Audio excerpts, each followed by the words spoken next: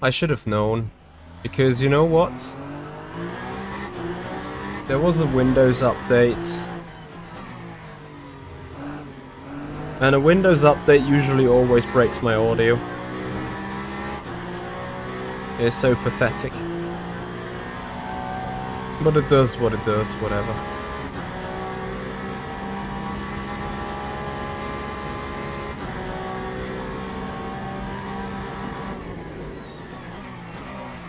So, I can probably tell you all over again what I just told. I was going on about the cars and the balance of performance, so it seems the Peugeot is meta besides the Toyota and most importantly the Isotta Fraschini. Isotta hardly being used, but whenever I saw it on one of these races here, like not specifically Interlagos, but whenever I saw it on the Le Mans Ultimate platform lately after the update, it was mighty quick. And it was that mighty quick that I'm interested actually in trying again on the Isotta, because I've raced it a couple of times after the release, and you guys know that the car is considerably quick and strong. So I think it's time to head back into that car again and give it another try at some point. But for the time being, we do have a livery for the Peugeot, so I was like, you know what, let's just go with the Peugeot. I probably need to learn the car too. And see how this machine is being raced. You guys are aware that I'm struggling big time with the Toyota. That's probably for me time to fix this. Because you've also seen how good I've been with the Ferrari, and suddenly I haven't been good with the Ferrari at all anymore. And that also means that we could have the fate of having to divert away from the Ferrari anyway. So, apparently also means we need a... oh boy. We need to learn different cars, need to learn other type of machines. So, I took the decision, because I do have a livery for the Peugeot, which we'll obviously see later on in the race, that this is probably a good time of getting started with the project.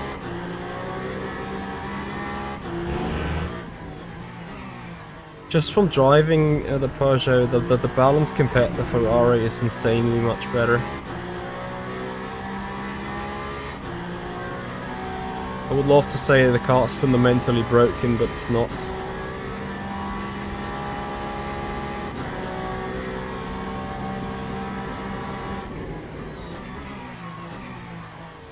Interlagos is just one of these tracks where the traffic is horrendous.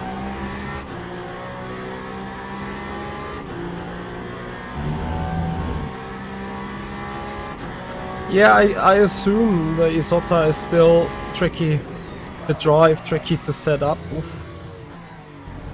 Okay, I actually need to fix some things on that setup as well. So here we go. The rear too much. Where is it? Brakes. Forwards. Get me a fresh set of tires, please. Then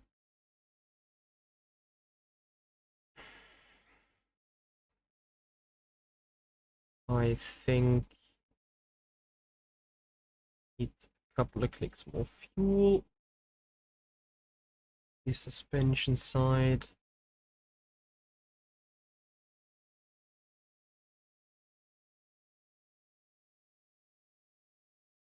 Suspension side actually feels generally fine, you know.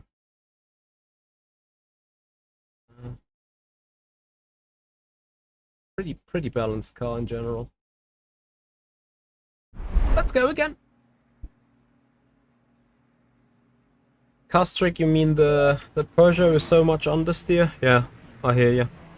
Which is also why I went with the setup a bit more aggressive than what I would usually do. So usually on Le Mans Ultimate, most of the cars have the tendency to run quite soft setups in the back, right? Not so the Peugeot for me. Peugeot is quite stiff at the back and quite soft at the front in order to make up for the missing rotation. Whether that will pay out in the long run, I have no idea. I think I'm quite scared, to be honest, about the race itself.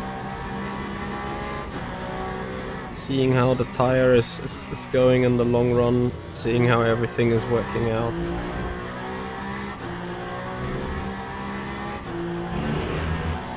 Ah, the 23, yeah. Well, the 23 though has a front splitter that can be set up, so that always helps with the understeer. And also, I think a front splitter doesn't give you that much drag as a rear wing, which makes the 2023 Peugeot a really interesting one to be looked at.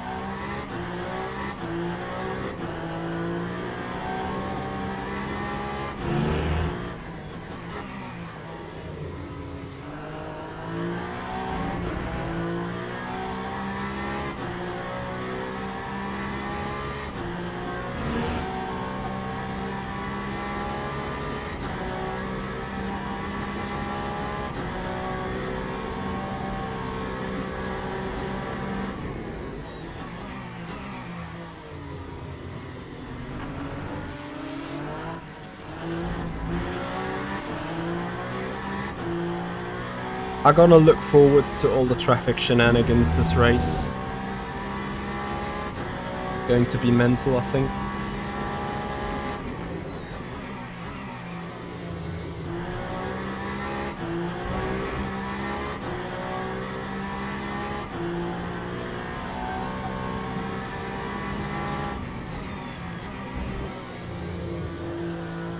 Wait guys, we're not in the Peugeot without the rear wing, just to make sure.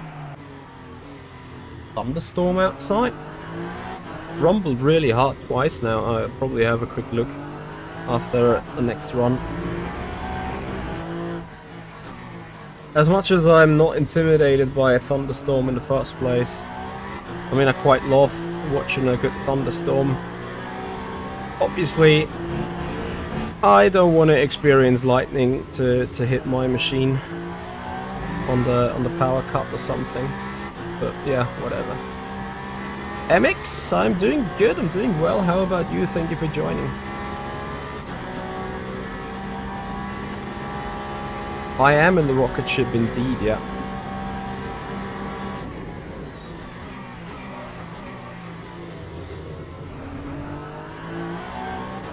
Let's see if I can actually make it a rocket.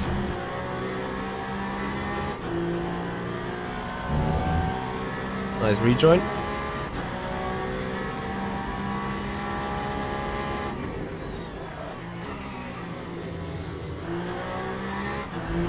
I would love to get that McLaren before fast turn. Just about getting him with a compromisation of turn 7.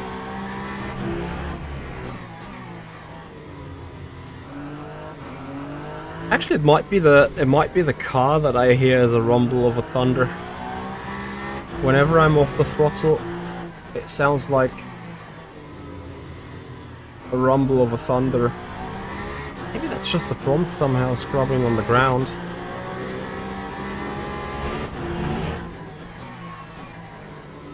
I think I'm pretty much too sideways, am I? Picture, thank you very much for the follow. Welcome to the stream. Appreciate your time.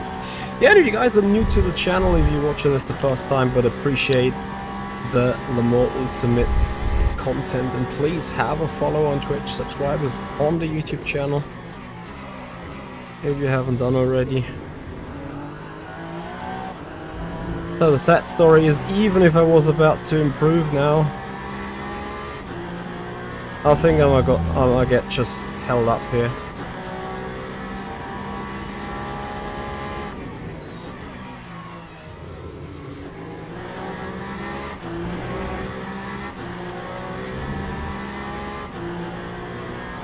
Thank you so much. Really much appreciated. This is insane. Like, you know, in comparison to the Ferrari, this car is rotating in low speed. And it's also rotating in high speed. There is no downside of either speed configuration, as I'm missing that apex greatly.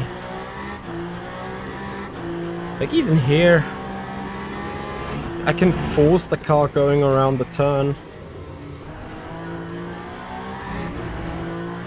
Wow. This is nuts. Why is this car so good?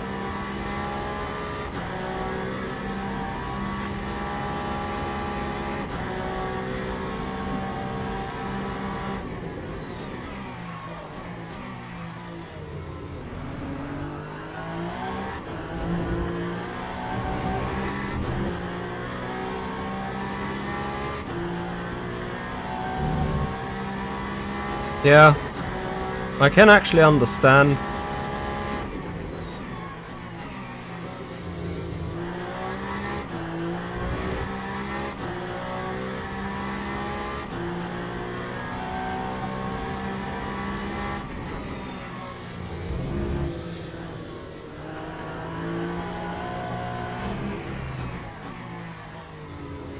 I mean, it's a track limited lap anyway. Like even the power out of second gear is phenomenal.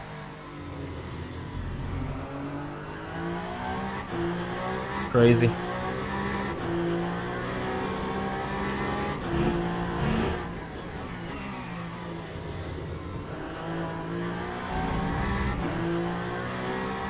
Yeah, it's a good car. Like actually too good of a car, I would assume.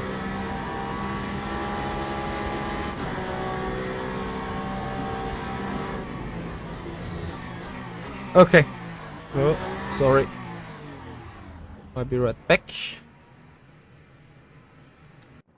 Yeah, I haven't heard about the real race yet, really. What's going on? I haven't followed it at all. Hey Florian, I'm using a 49-inch ultra widescreen. Okay guys, I'm back in a moment.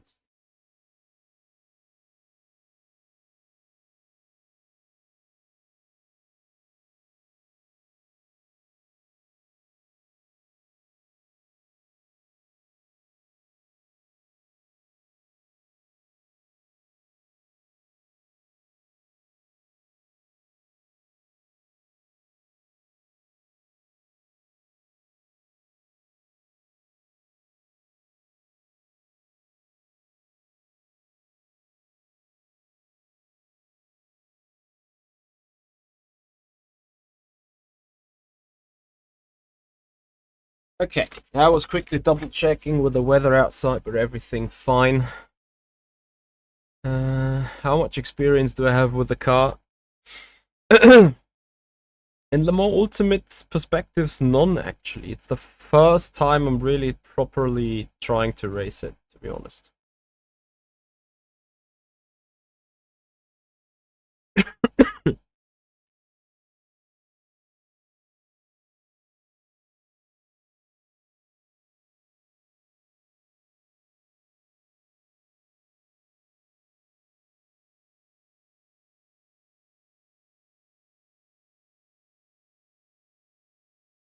Like I'm not even tempted to go with it on a quali run. Like I should probably do so.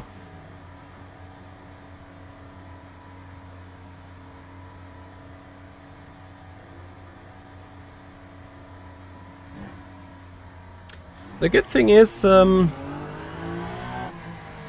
going to experience how this car is handling over the long run shortly, because actually obviously we're gonna do a race with it in less than 10 minutes. So whatever that may look like.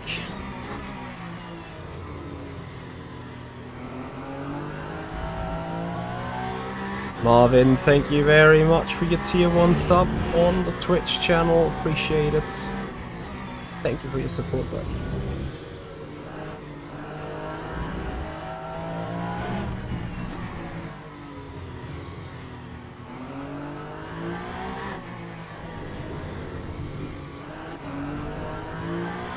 Laurie! Thank you for a €5 donation on the Streamlabs system, buddy. You know, chat is not visible on stream. Well, that is when I need to start putting on a fresh scenery for some influential marketing whenever I do some stuff. Where is the chat? Chat, chat, chat, chat. There you are. Anything else that's wrong besides sound? Any other objects missing from the usual stream layout? Let me know. Also, thankfully without a donation, because you shouldn't spend the money to make me aware of some stuff. Right. You know, and I felt prepared for once, trying to not miss out on this one. Apparently though, I wasn't as prepared as I thought I am.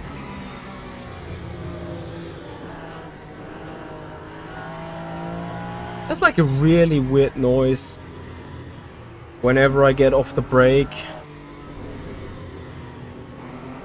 You hear that small rumble? It sounds like a thunder, really.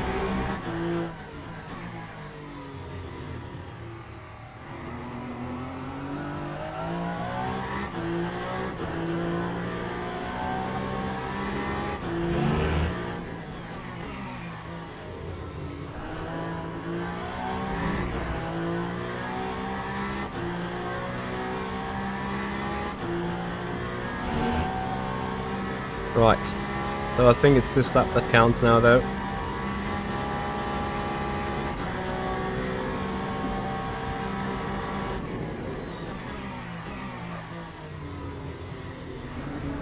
Counts as in where the tire would be ready for the lap.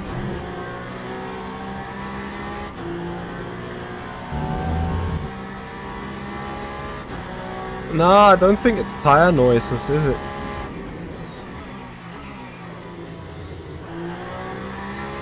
It only this rum rum rum rum rum only appears as soon as I stop being on the brake.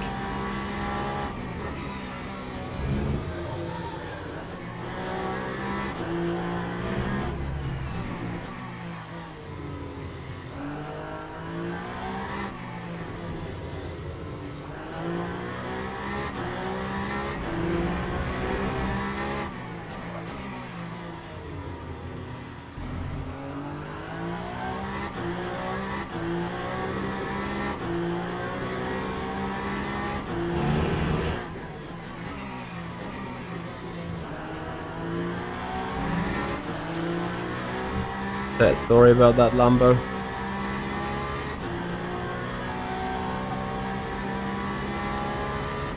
Let's find out.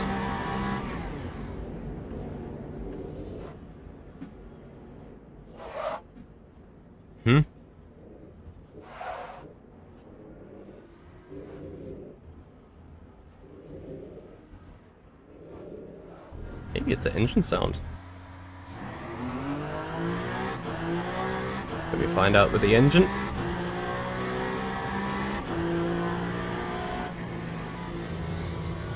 There it is. There it is again. It's the RPM dropping. Listen to that rumbling as soon as I get off the throttle here. Rum rum rum rum.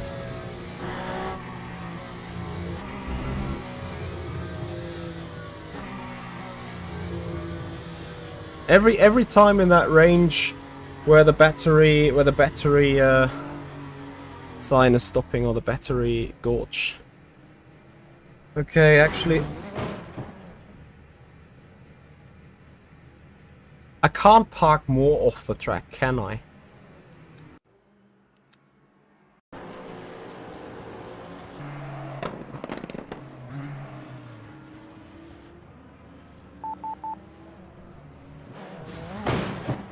Bro, what the hell is wrong with you, man?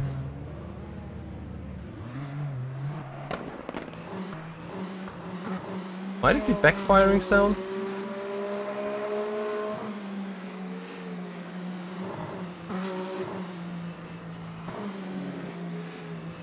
From the external onboard, I don't hear this rumbling noise. Anyway, time to do some qualification run.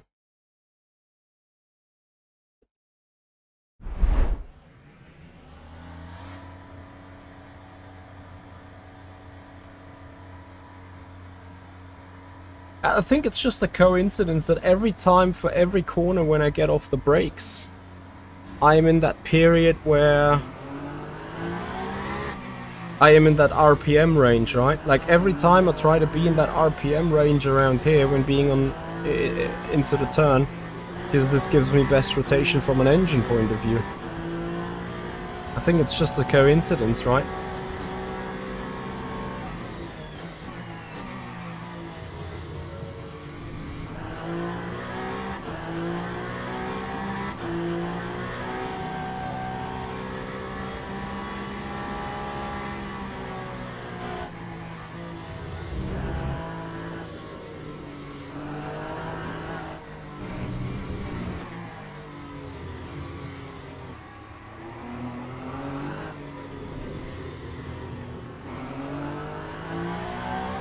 But do you guys actually hear what I'm on about? When it comes to these rumbling noises, I want to call them.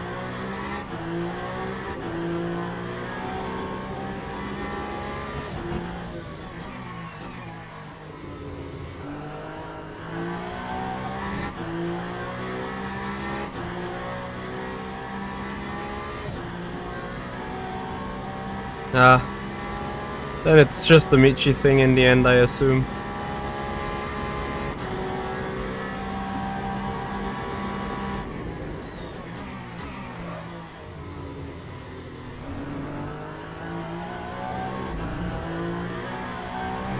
But to me it's really kind of annoying.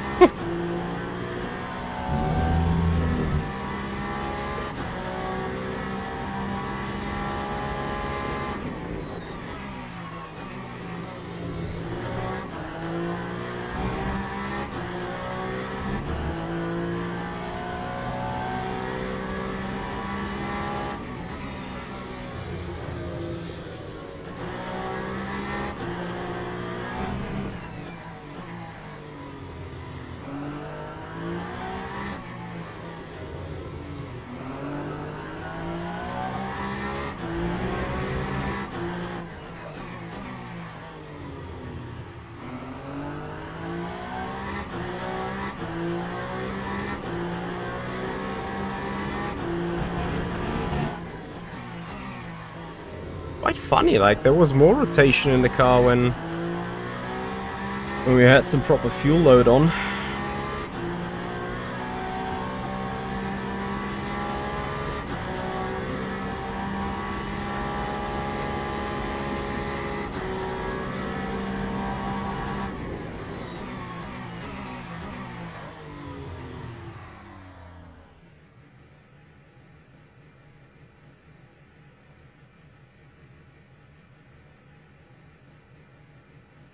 Eh? Ah, oops. 8, 7. Tricky to say what is going to be the one.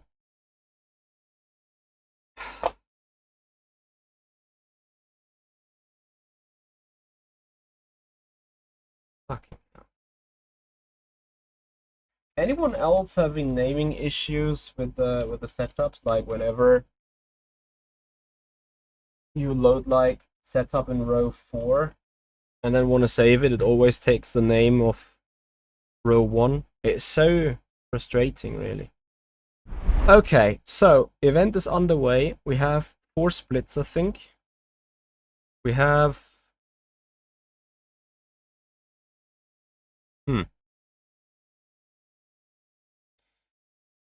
a lot of new guys here, I think.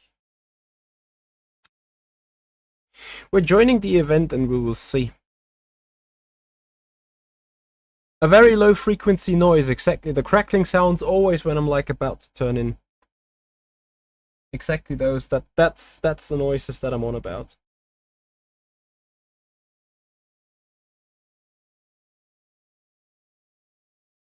So once again, Laurie, thank you very much for your donation, for your €5 donation, making me aware of my streaming setup being not what it is supposed to be. So, as far as I'm concerned, if I'm looking at GT3s, Dean Hard, Benny Schaefer, Sam Gaskell, I saw someone else quack there. Annie Barrow, Louis Gaspar, Karl Magnus Bohr,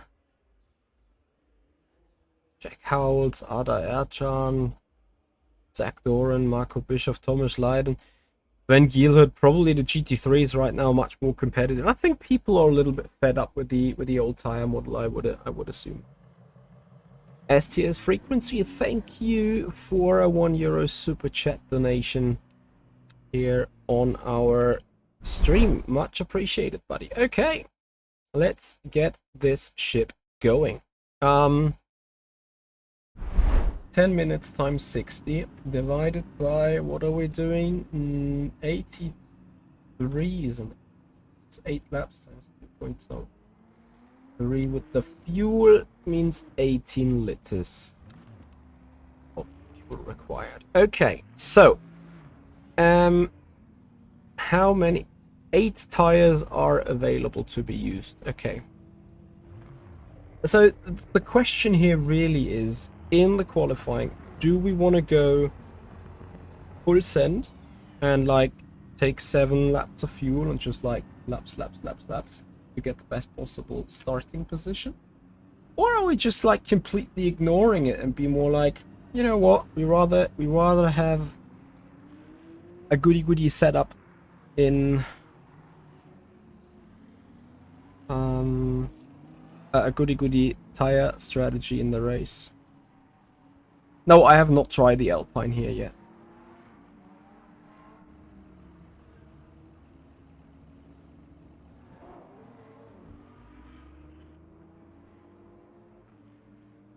So, since the practice is ticking down, I'm quickly going for a final P break and we're gonna get going here.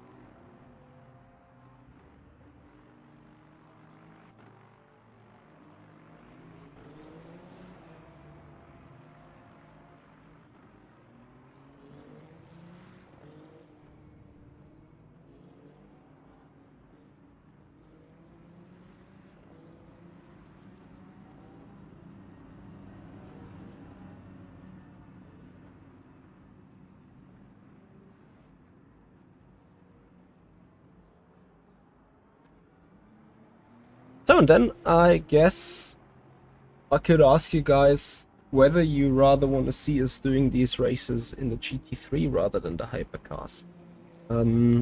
Just looking at the grid right now, because I see this being a possibility for us doing I'll ask the first challenge here again, just because reasons, you know.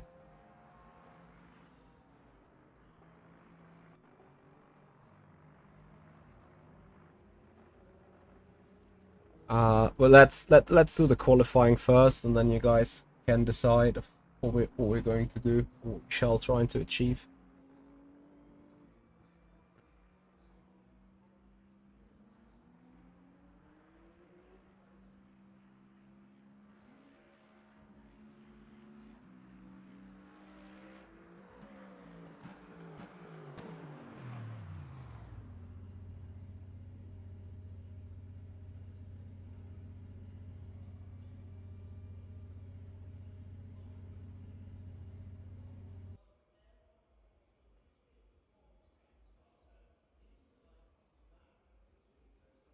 So Akers Kemeny has put 22 something in the 22.8. I think he did the race on Friday, so he's going to be a threat.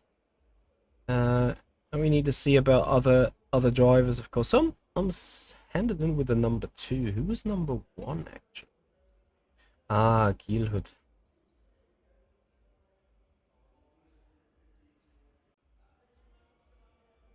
Yeah, makes sense. Okay, 10 minutes of qualifying.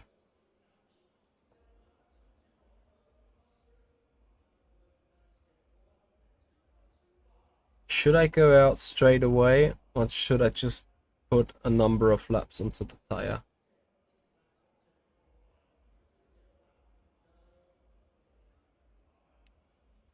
I guess for getting into the groove and also getting used to how the livery is looking, which looks amazing, I think. Thank you at Nicolini. We should just go out.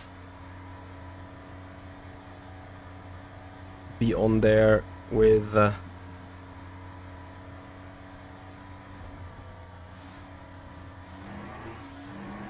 tires, and maybe, you know, maybe not doing all of them laps. Very important to bring them up to temperature slowly but surely. As you can see, hardly any grip.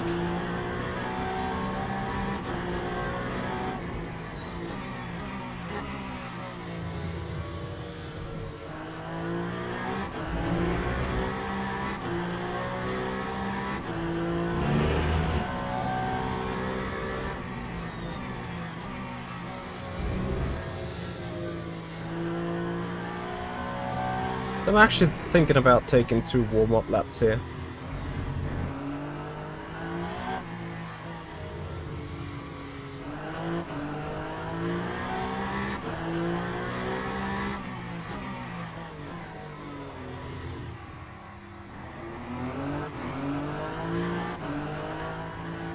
Like, be careful on the way to bring them up to temperature.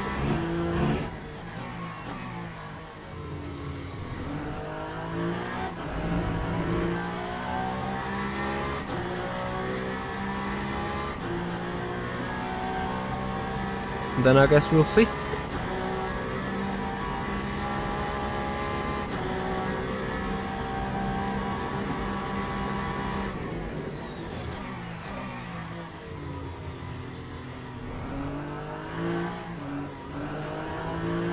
Pretty much still on the driving here. Spit Eric, thank you very much for your Prime sub on the Twitch channel. Thank you so much for your support. Yeah, if you guys want to support the channel, not only with watching, with being a follower or a subscriber on YouTube and Twitch, feel free to check out the paid membership on YouTube, or the Prime sub, or the Tier 1 sub on the Twitch channel. We'll give you access to custom emotes. At the very least, you can check out the perks that these additional subscription models will give you. Sebastian, this is the GSI Hyper P1. Unreal, same answer for you. GSI Hyper P1. Also, exclamation mark equipment tells you more about my equipment that I'm using. Anyway, here we go. Kemeny with a 123.0. Coming for a 25 something. 24.8 maybe.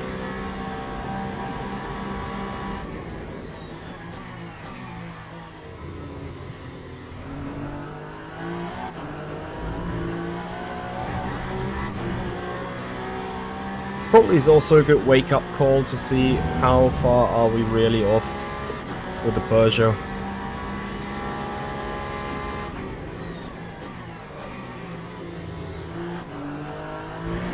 Because I'm afraid, and I said this last time, like this Peugeot doesn't really suit my driving style.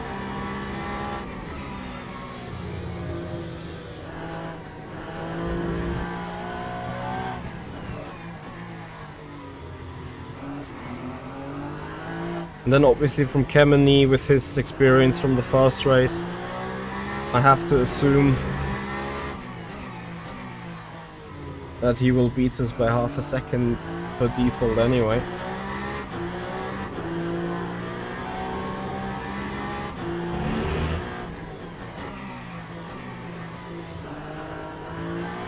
Car's indeed a bit lazy on the front end.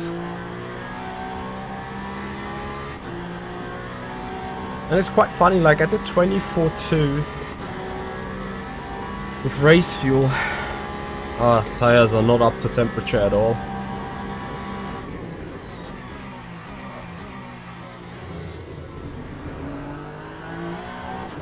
That explains a lot, obviously. Like, I'm on a medium, still below 75 degrees.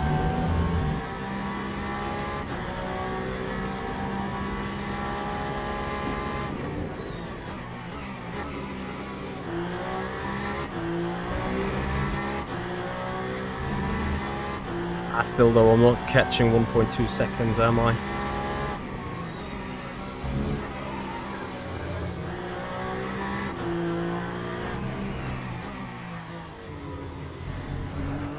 As of right now, I'd still say it's on the steering. Maybe need to give it a click rear anti-roll bar for a bit more rotation.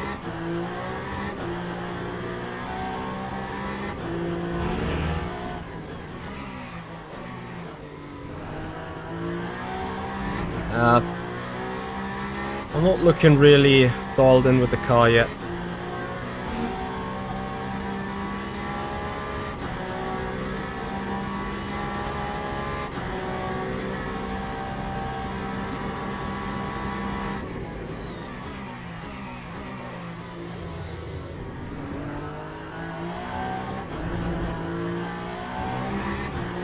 Well, it takes the curbs nice.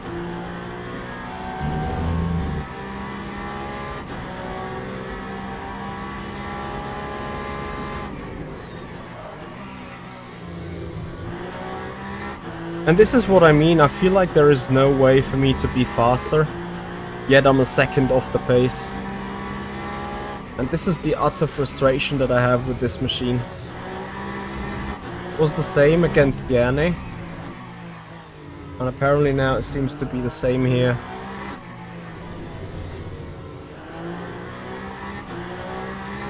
Unless I'm not on a specific, you know, qualifying kind of meta.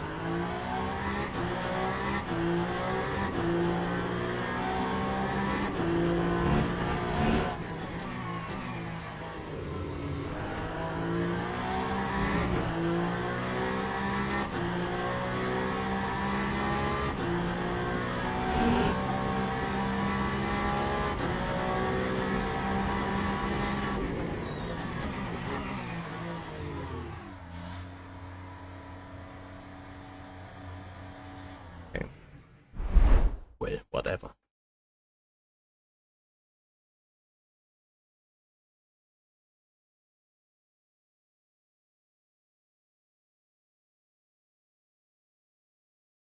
What can I quickly do to this setup to make it rotate any better? And then I'm not quite sure whether it is a rotation issue or something different, but I'ma just leave it.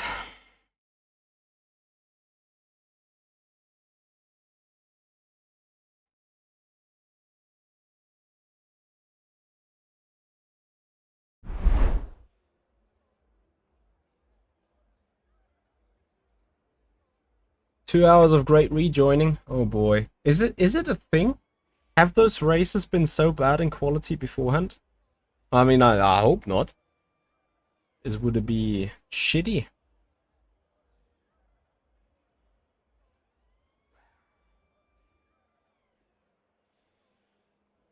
I have attempted to go for triple monitors.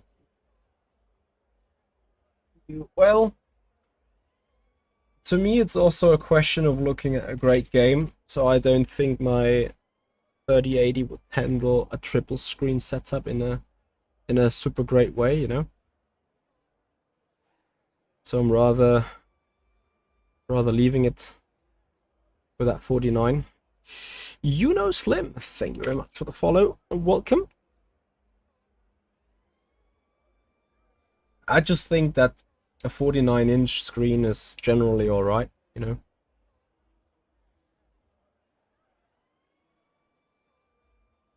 Ah well, Mr. Coffelino, you have a livery at least here. But on the practice server, the livery was like full carbon, so no paint, just carbon. The Valkyrie is announced for the 22nd of July, if I'm not mistaken.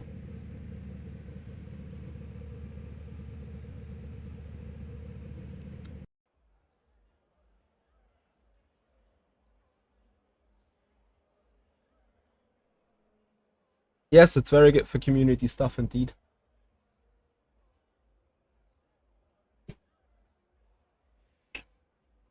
Okay, I go for a final pee break, and we'll be back.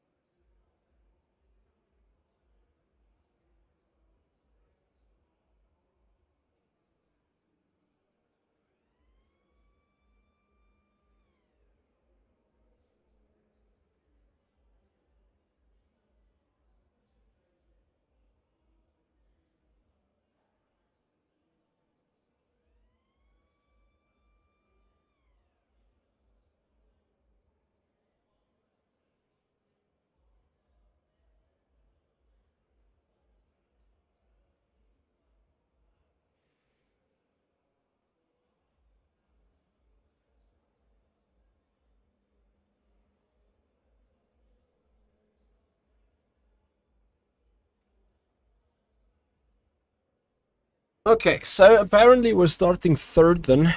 Anakin, thank you very much for your follow on the Twitch channel. Uno Slim, we are using the Race Lab overlay, as Anakin has indicated here to you. Right.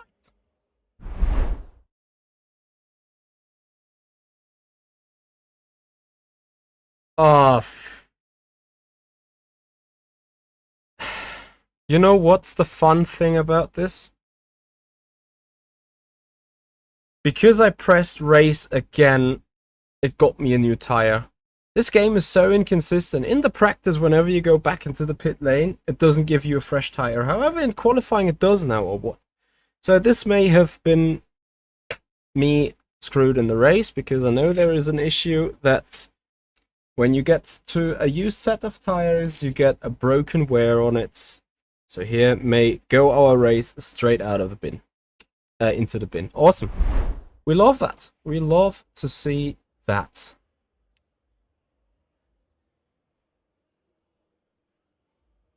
Oh, this is such a BS.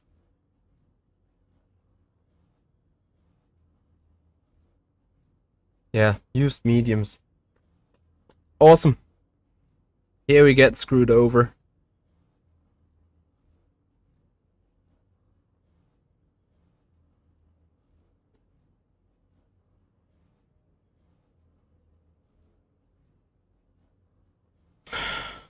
Bullshit.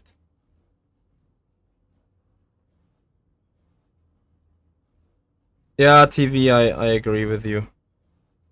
Yeah, I can't help it. Like the thing is, I have two choices now. Either I just go with one set of mediums through the entirety of the race, which is shit, or I get a completely used set. Yeah, see, the guy in second has the same issue. Can give you a +1 here.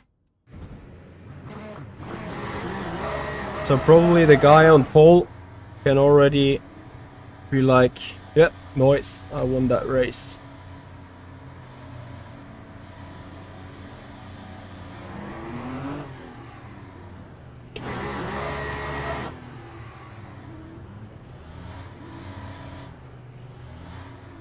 This is quite some gap here.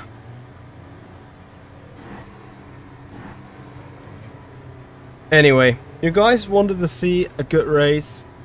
Here we go. Game gave you a flat spotted rear left, one's at 43% and no tires left. Yeah, awesome. Simon the Sorcerer, thank you so much for joining. Yeah, thank you guys for the good luck wishes. Let's see how this goes. Here comes the lights. The 2 hours of Interlagos. Don't blink. Green, green, green.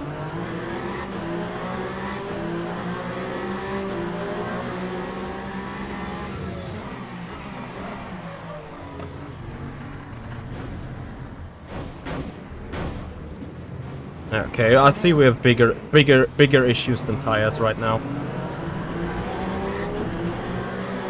I went for a gap that didn't exist.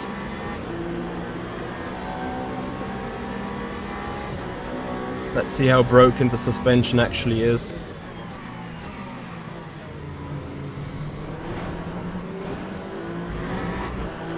Okay. I mean, the game can handle, the car can handle a bit more damage, of course, because why would it not?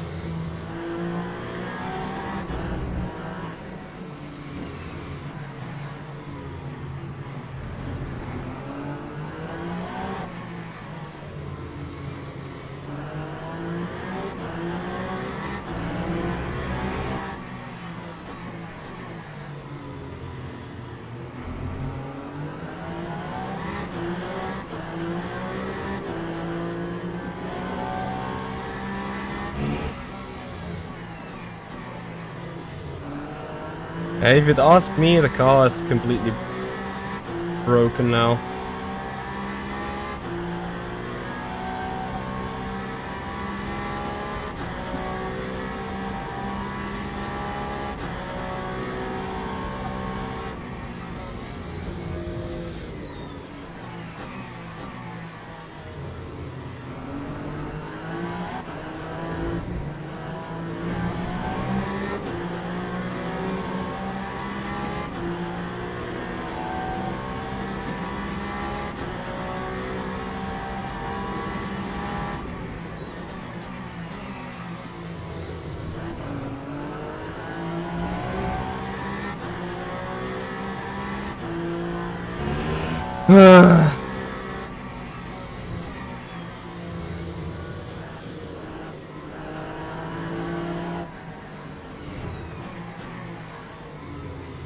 Thank you, Jerome.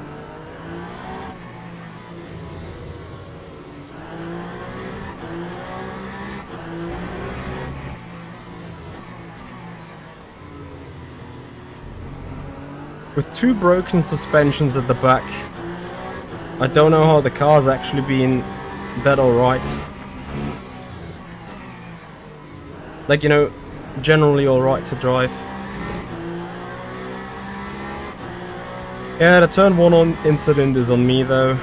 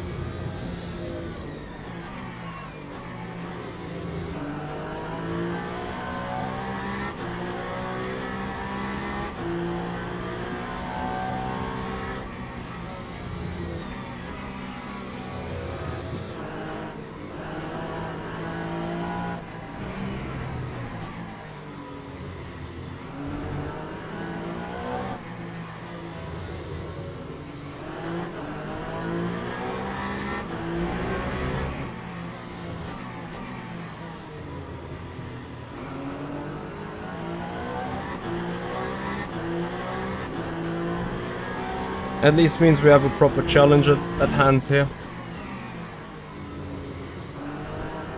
Guess you guys will appreciate this.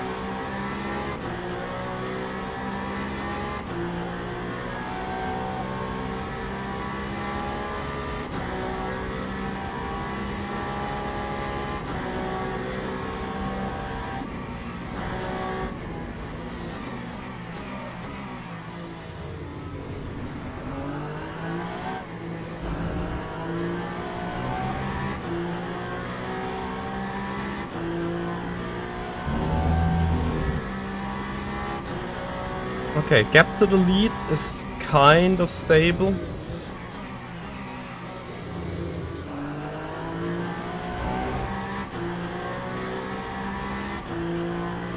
Yeah, the community love the custom livery stuff for sure.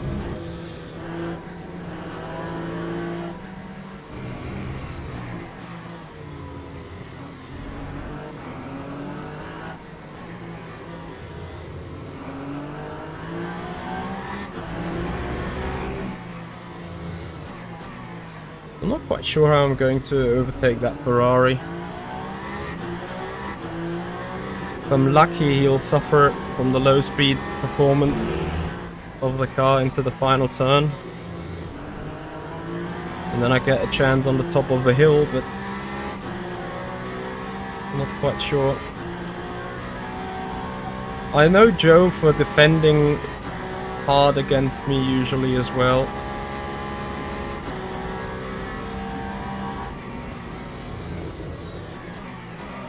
Yeah, but he has the fuel saving on mind.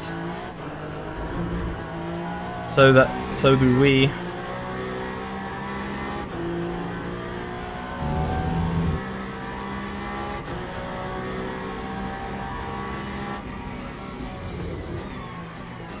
I think pretty much in the beginning of Le Mans Ultimate, I built the safety rating while racing at the front. I usually haven't been involved in too many incidents. Obviously a bit pathetic when you see this race where I completely smash into turn 1.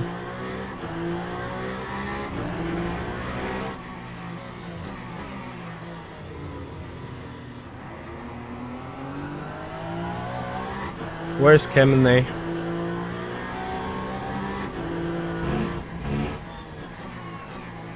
Certainly a bit further down. We're sitting 9th, he's sitting 15th. Yeah, but he's faster than us.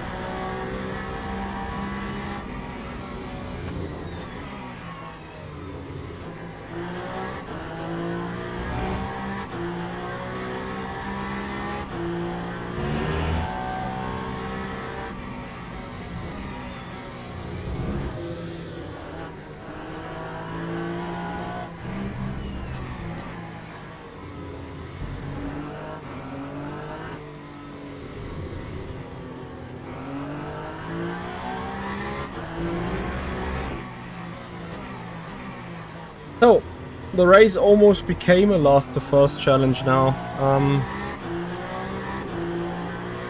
25.0 is the best lap that I've put in. To an extent, I'm wondering if I do have that much damage or if I'm just oversaving the fuel way too much. But the climax of the race is actually going to be at the pit stop anyway, when we get hopefully no broken tire. But if we get a broken tire, it's GG's anyway.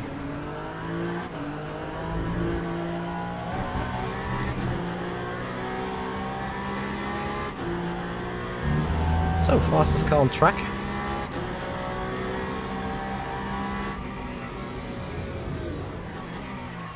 Damage can't be that bad, can it? Occasionally, you go faster when you have some damage on the back because it makes a bad setup good somehow. That makes sense.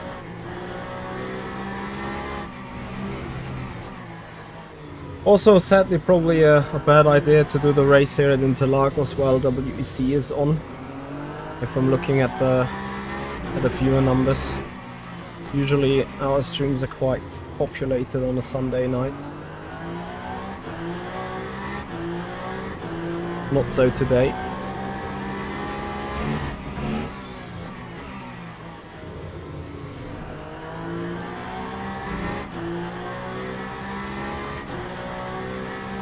Well, STS frequency, apparently there is a bug that whenever you go for a used set of tires in the pit stop, you get a tire with a weird amount of tire wear already on it. So that's what I'm fearing a little bit here. We'll elaborate as soon as we have the tire on.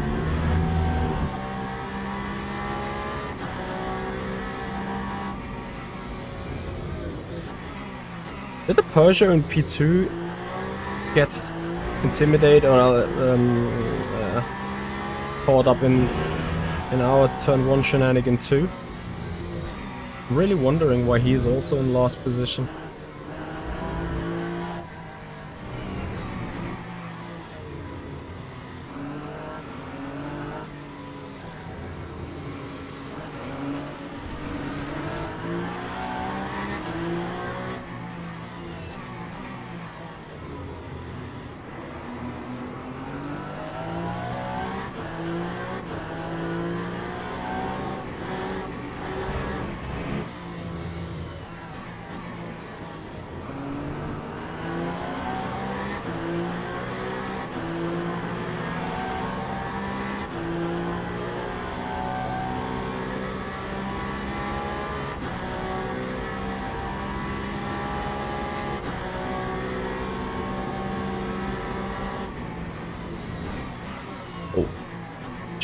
Shit.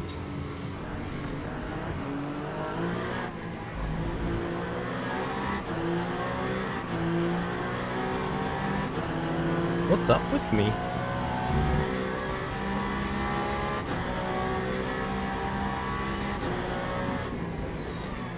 Nearly killed the BMW. Thankfully he didn't die.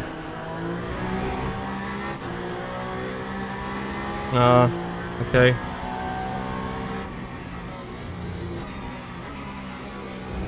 Oof. Nearly destroyed another race. It's taken some spins lately, really. I've been involved in way too many incidents.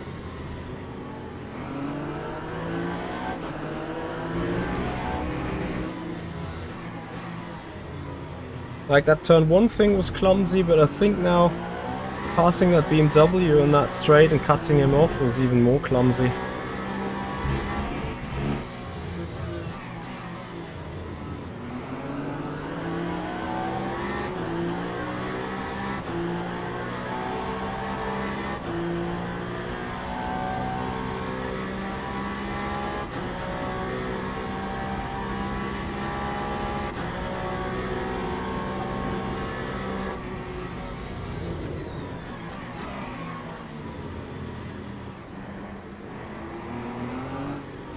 Yeah, I'm really on a roll. Or how I would like to say, I'm off the fucking chain.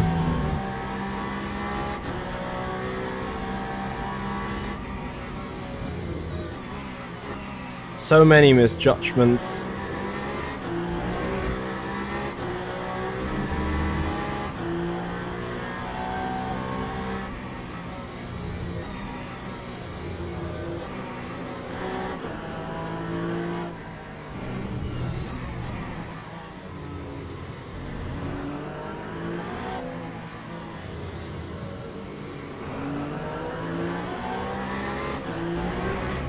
So here with that Porsche, I think I have a small problem, because I think the Porsche is running a considerably low wing. which means he's having a significant amount of straight line speed, and he's certainly saving less fuel than we do.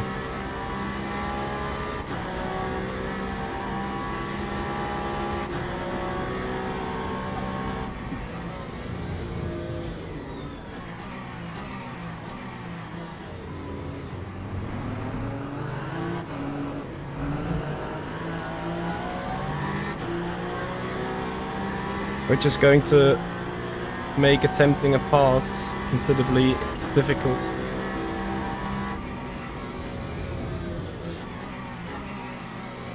The best opportunity for me will actually be in the corners. Ooh, okay, that problem solved itself.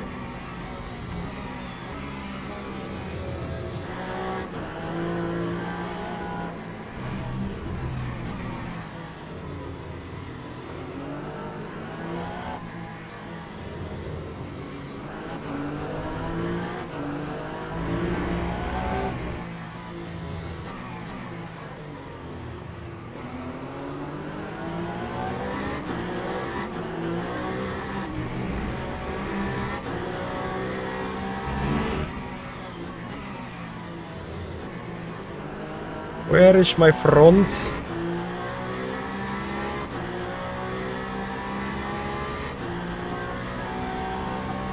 See you, STS. Thank you for joining. Thank you for tuning in though in the first place. Appreciate it.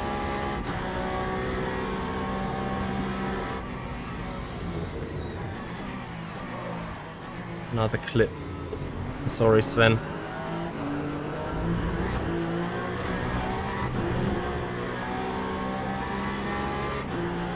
Yeah, I don't know what's up with me. Maybe it's also...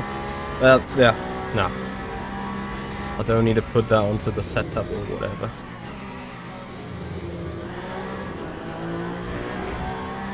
That's just purely my driving. It's off.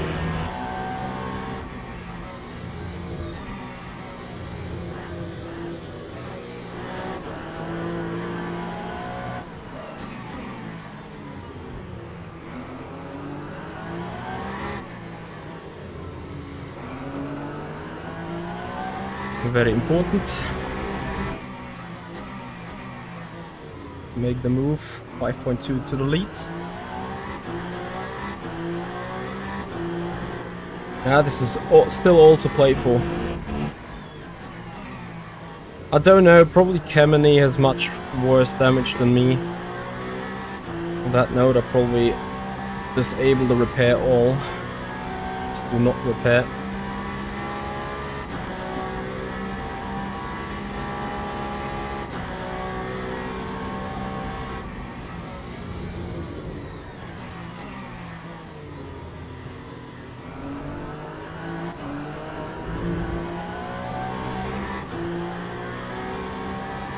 Does anyone know whether in the Peugeot 24 you rather want to have minimum steering input or rather more steering input?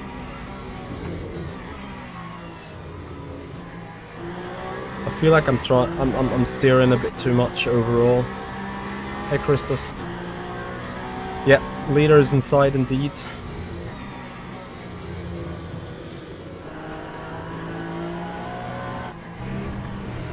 You have to really say it that the Peugeot is really neutral when it comes to on and off throttle. If anything, it has the tendency to understeer. But generally speaking, the moment you get off the throttle, it's not like the car starts suddenly swinging in a weird way. It stays the same stable, which is a complete opposite to what we have experienced in the Ferrari lately. Yeah, the Peugeot needs more weight, 100%.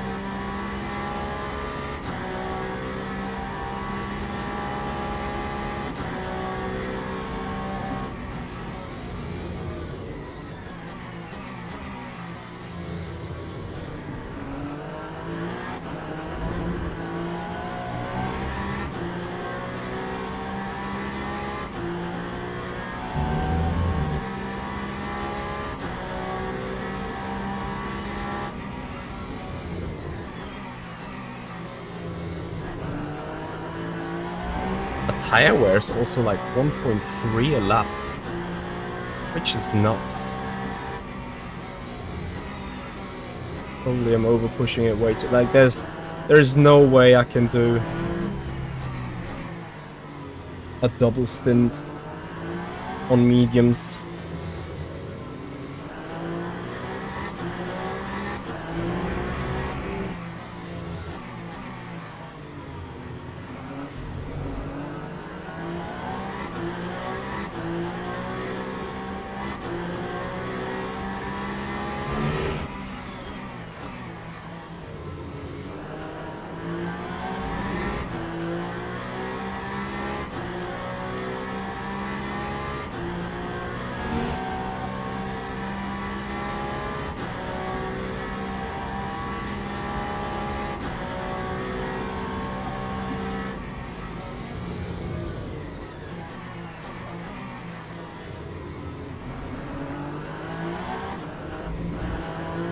I'm surprisingly often in first gear here. Okay, so leader at the front is now pulling away a little bit. However, I do have a better efficiency.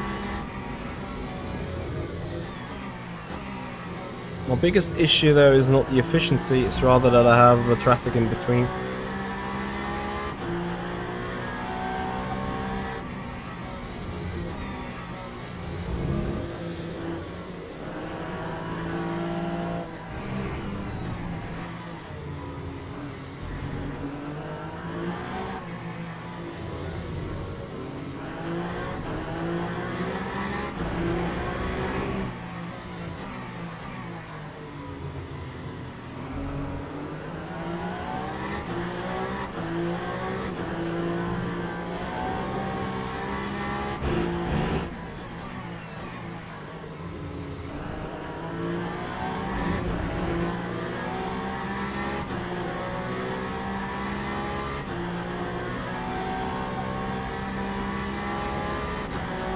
Oh yeah, Hungaroring on Le Mans Ultimate would be nuts.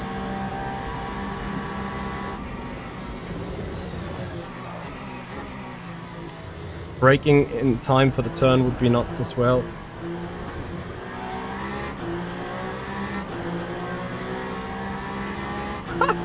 One and a half of 3 points of track limits.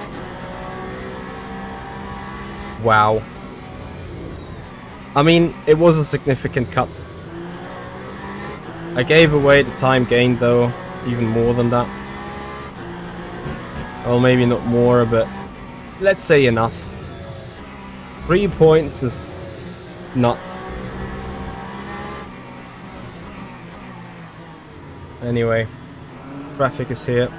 Opportunities will come.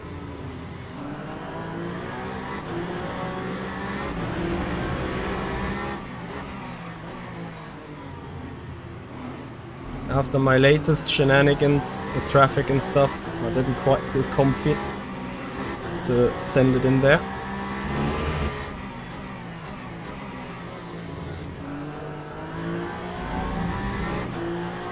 Right, Sedavi is obviously not saving.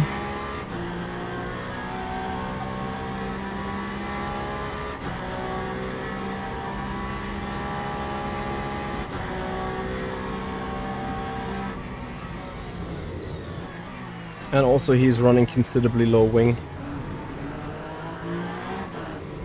Two things that make passing rather tricky.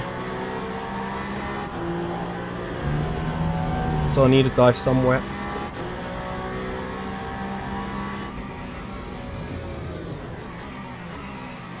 Or a mistake.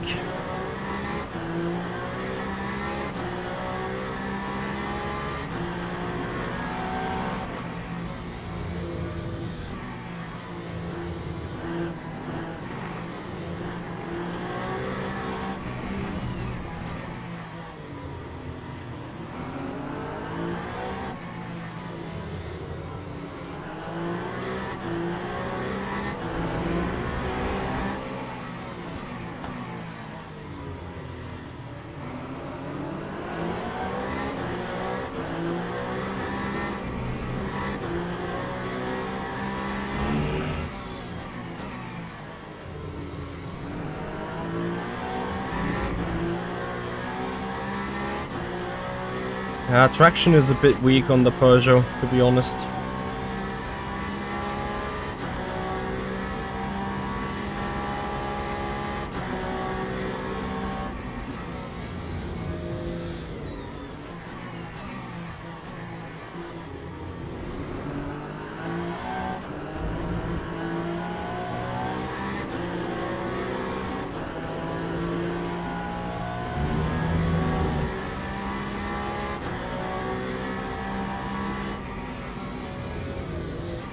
So as in for the strategy then, I am currently actually oversaving the fuel, which I'm not sure if it's beneficial in the end or not. Race is likely going to be 84 laps in total, so 42 laps twice. And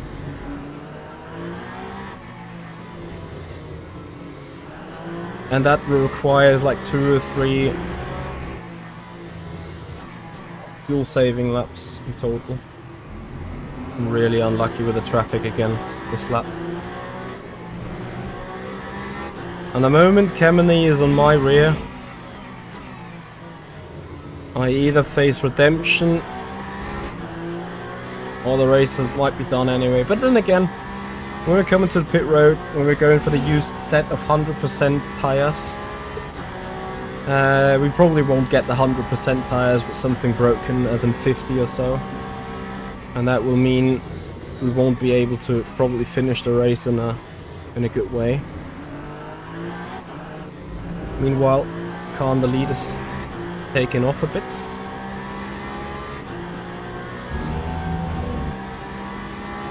Yeah, if you appreciate the fight, if you appreciate the action though, please have a follow on Twitch, subscribers on the YouTube channel if you haven't done already. The more ultimate is our sim, it's our thing.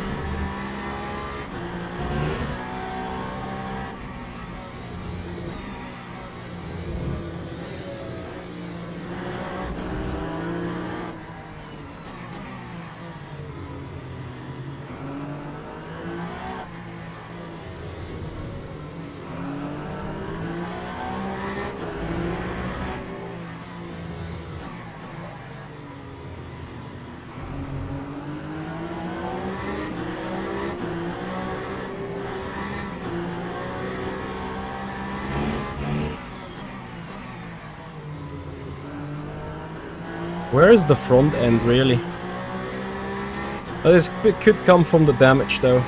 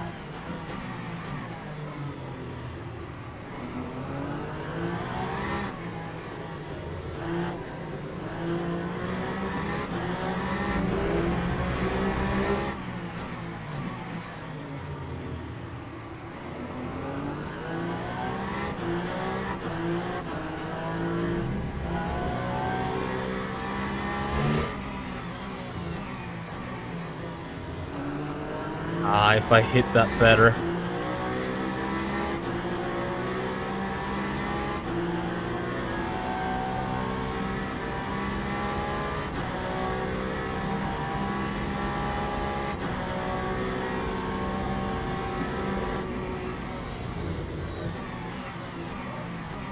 Bro.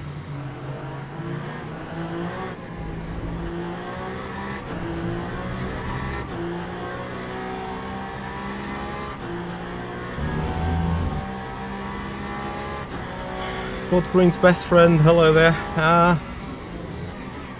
Probably not doing too great after all.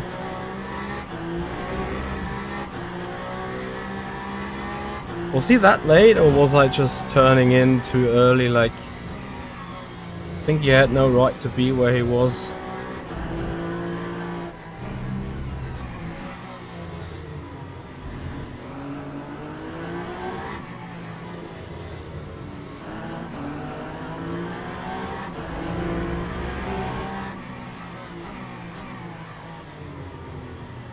Well, a gap to the lead is significant though.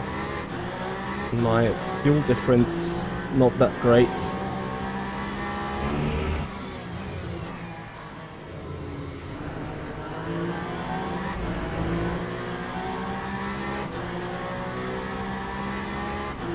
It's just 2%, 1.5 even.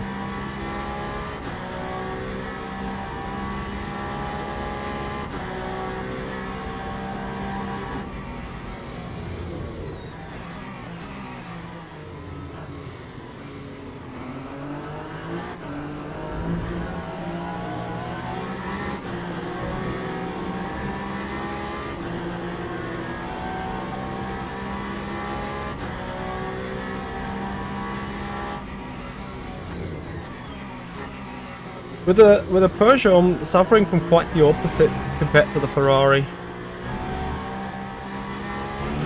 Another 2.5, 0.25.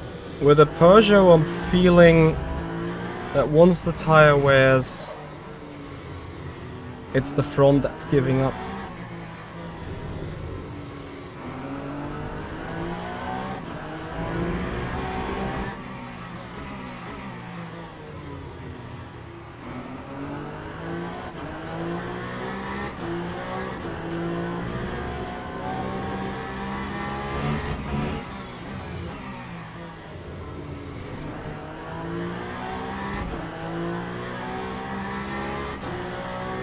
Yeah, Kemeny either had more shunts or the damage was just too big. So I'm feeling the congrats being slightly pointed at me for the right reasons, of course.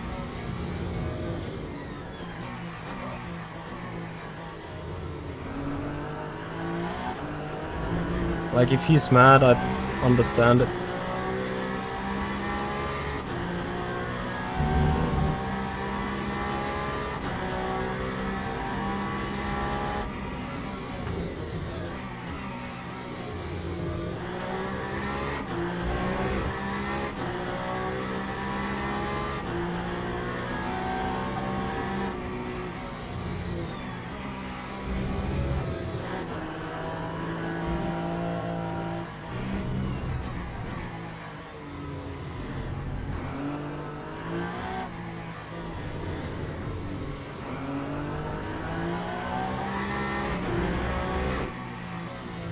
So there we see the other OP car in the grid.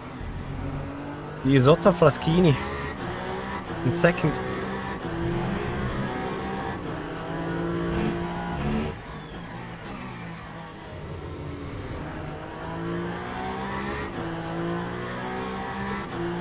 Whoop, Bacon, thank you very much for your follow.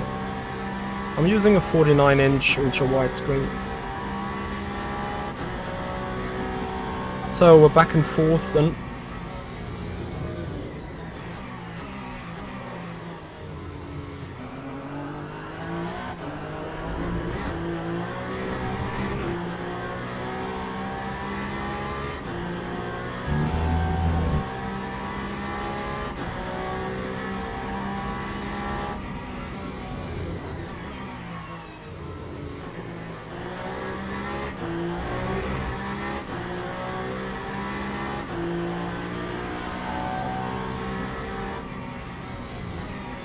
Yeah, I haven't never had triples. I know what's the charm of triples, but I think in triples condition you hardly really use them more than 5 to 10% during racing. And if you have your spatial awareness and peripheral view, then I think a 49-inch is sufficient enough. Plus, additionally, obviously, a triple will consume a hell load of GPU resources.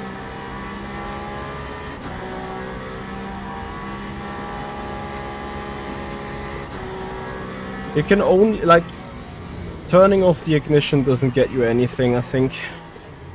In theory, probably what Jardier is trying to say is when there is ignition off, the engine doesn't get fueled at all, but it doesn't get fueled if you're just coasting with the gear in. So I don't think really that there is something to that.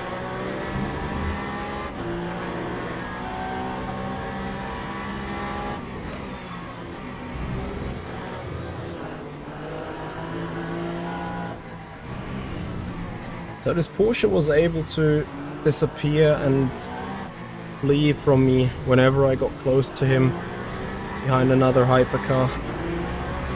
That is done now. We're finally on the rear. Now he'll probably escape around the traffic.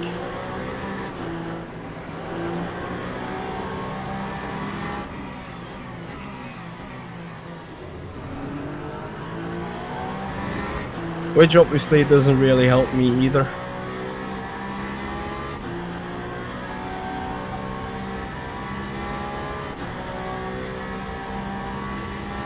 I was engaging the clutch in Le Mans to save, but you can't clutch anymore, so they fixed this, which is a good thing.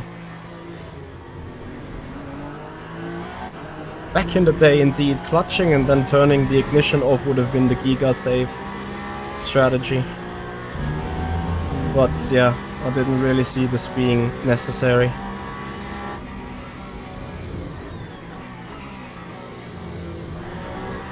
Back in the days. So this is where his Porsche is the most vulnerable. The high speed turn up. I can go for a switch back here and then dive it up the inside, which I can't, sadly. Because that is the Porsche that I think is running zero wing, which means I have to come for some surprise attack here. Because even if I get final turn pitch perfectly right,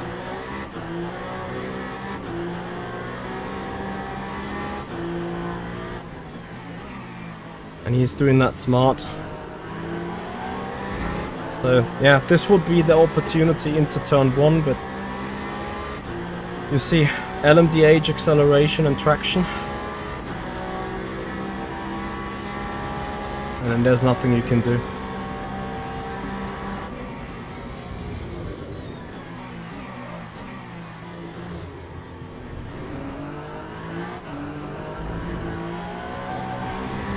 Need a giga run here as well, which I'm not getting.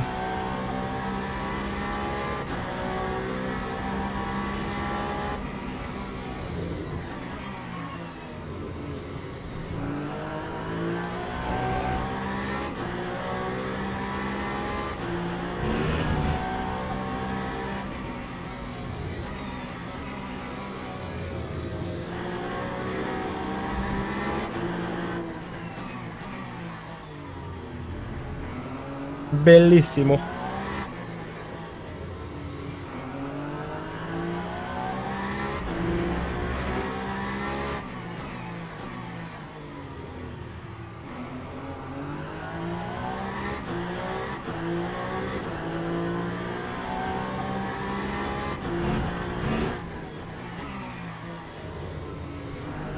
Can't wait for the Porsche to just stream by on the main straight now.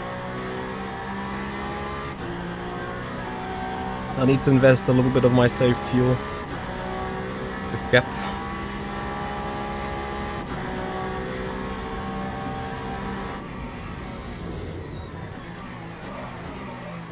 I said gap, not ungap.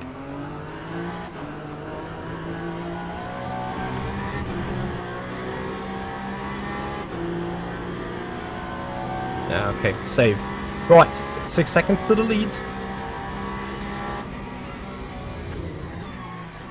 Re-engaging more fuel saving.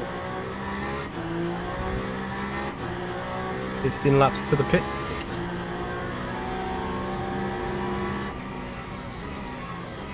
Well, what an eventful first stint, starting third, killing the leader and second in turn 1, including myself. Sitting 14th, now being back in second, 6.5 seconds behind the lead. You'd say our chances are pretty much intact, considering the car's not. However, with the used tire bug, that means if we put on used tires and if they have 0% wear, they might still have 50% wear whenever we are leaving the pits. Like, I don't really know what kind of tire wear I'm getting put on.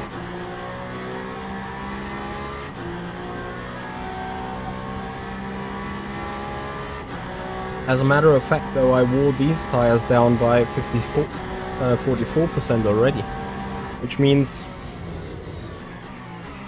I can't double stint them.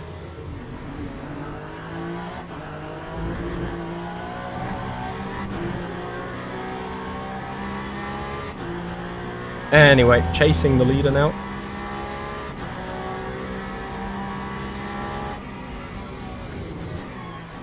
And tonight, guys, we need to go into over hours. So right after this race, I'm gonna have a 10-minute break, and then I have to go back on iRacing in the Mercedes GT3. Where I'm trying to qualify for the Virtual Championship, the AMG Virtual Championship. It's going to be tough. It's going to be a 1.5 hour grind to the deadline. If we make it, amazing. If we don't make it, well, fair.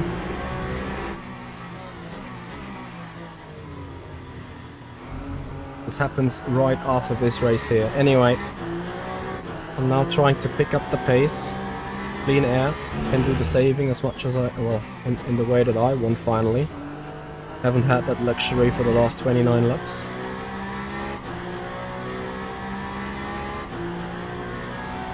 We're looking good on targets.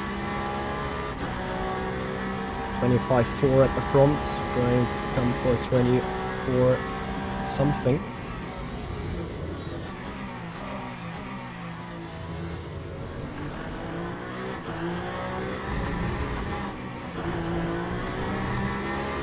Respect the track limits, Mitchie. Come on.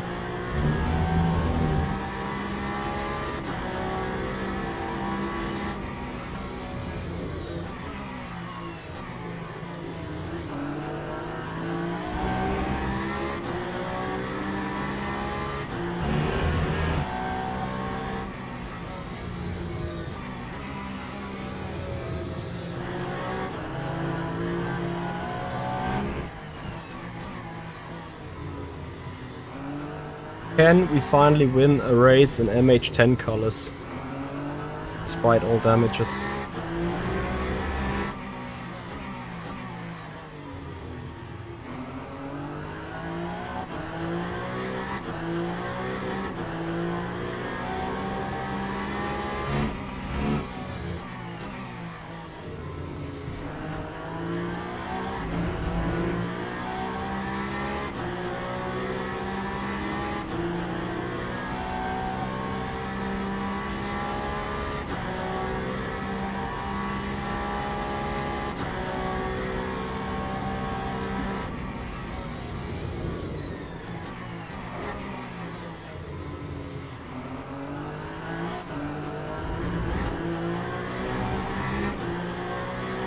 Sometimes I feel like the car's low on power.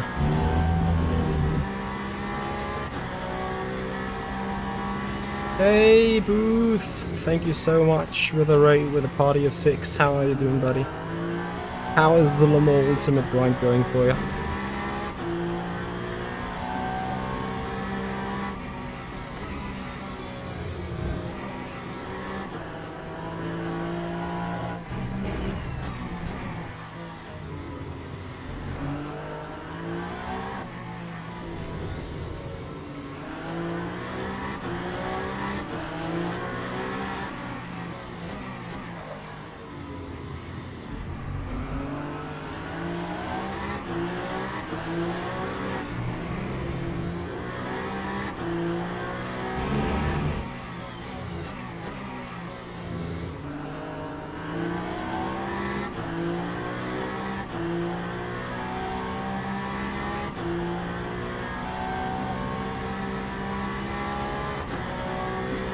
Cool, man. Enjoy the camping. Have a good one. Thanks for the good luck wishes.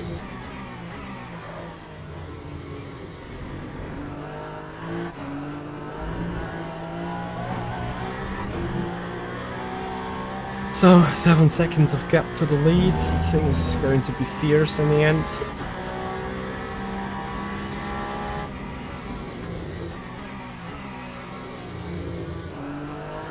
Anyway, if we hit the tire buck, I think we need to be somehow defending for P5, P6 maybe. Depending on how much time I can get out of the situation here.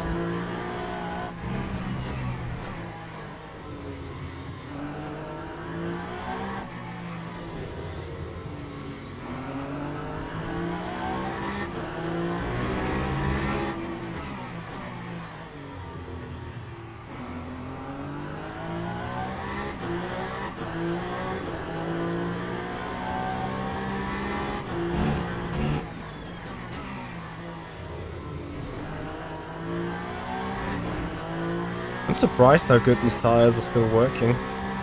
It's a shame that I won't get this to the end.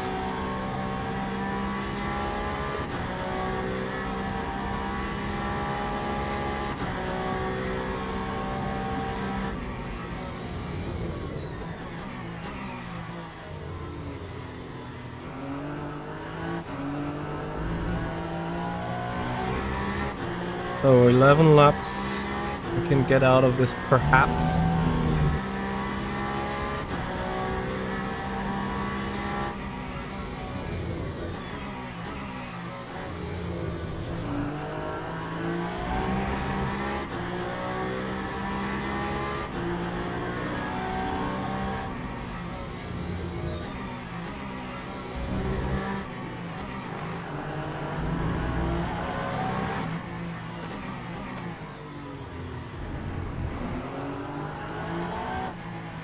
I have the feeling that I'm not really any quicker than the leader.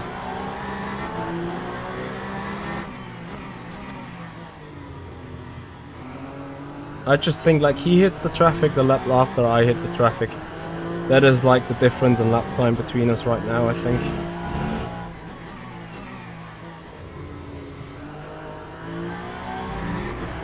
Simcar Geezer, thank you so much for your resubscription with a Prime sub on the Twitch channel. So much appreciated, buddy.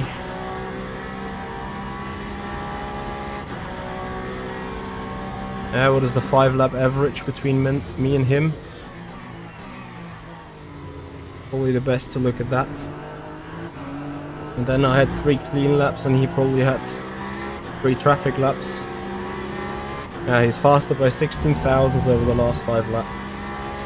And then he lost a second now in sector 1, and you see what is ahead of us. Traffic.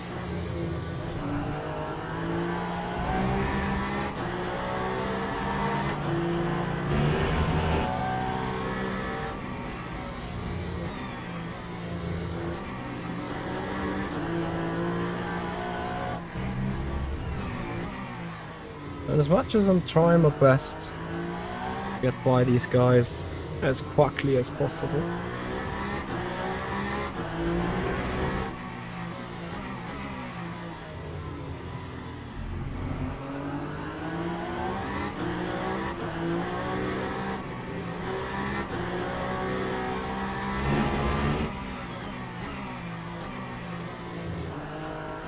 we're front. I can try going a bit hard on the rear ARB again. I'm just fearing to go too stiff at some point.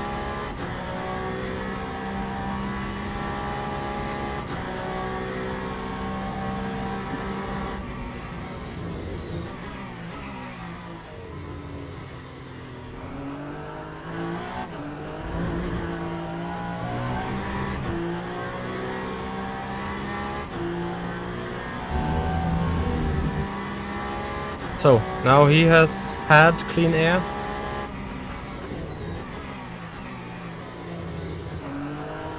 Maybe a bit more slidey into the turns with the brake bias. I have roughly 1 more lap worth of energy compared to him.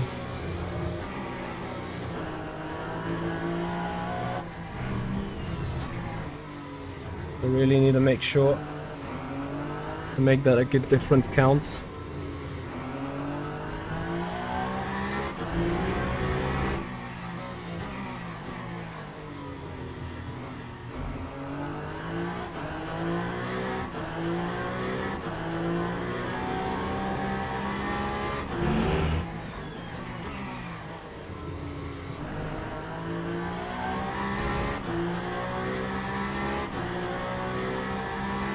Good gain this lap.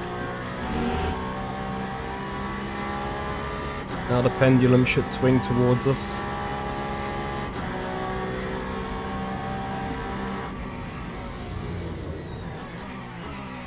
On the 5-lap average.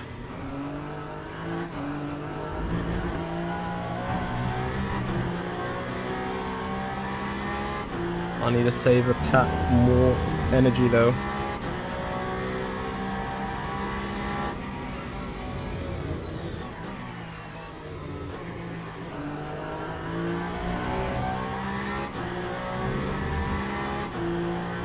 The reason why I'm trying to make it to 43 laps is not only because I'm only missing 0.2, 0.3-ish of a lap in terms of energy.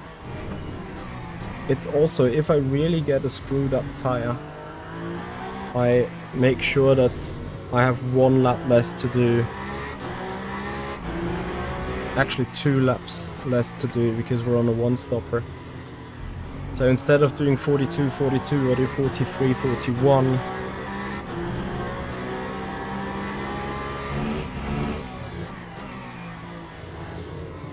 And if the race indeed is only going to be 82 laps, how the thing is indicating here, and I'm not trusting it, I may even have an advantage when it comes to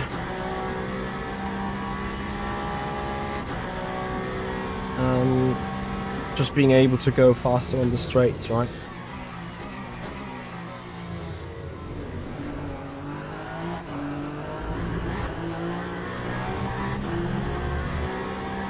Still 6.8.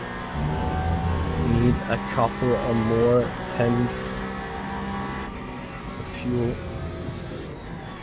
Well, not fuel, actually energy.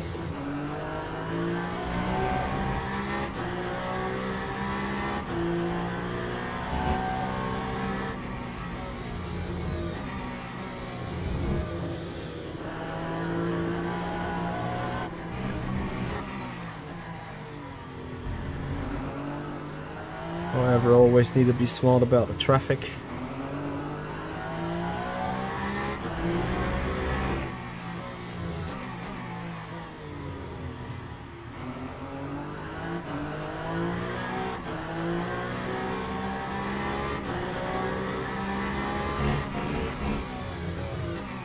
Is that 5.1?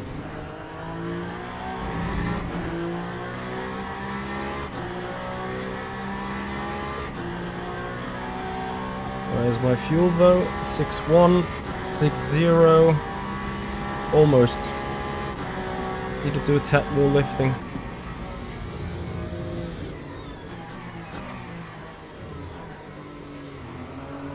And then, you know, lifting and late braking is one thing, but obviously I'm not allowed to miss the corner.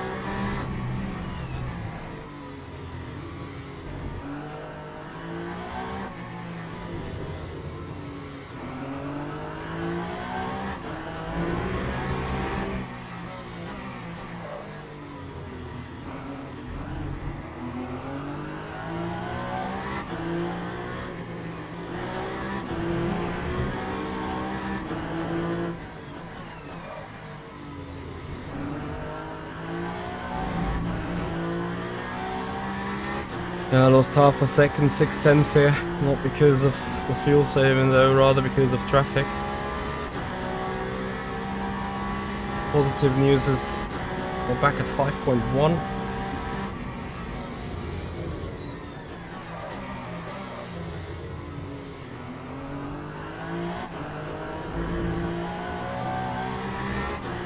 We're doing the best that we possibly can to extend for that other lap. Do not repair 100% fuel ratio.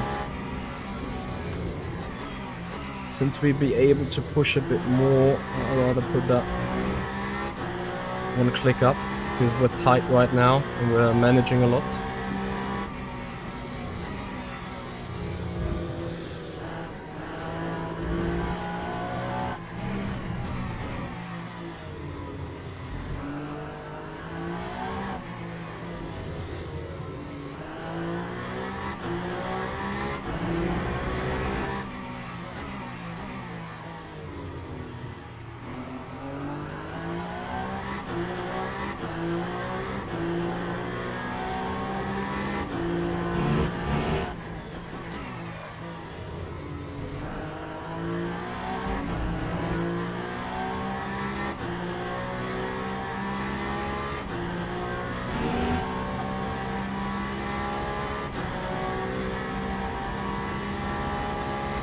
So we need at least tires above 60% in order to survive this race. Pepper pray that we somehow get the 100% tire, then it's game on.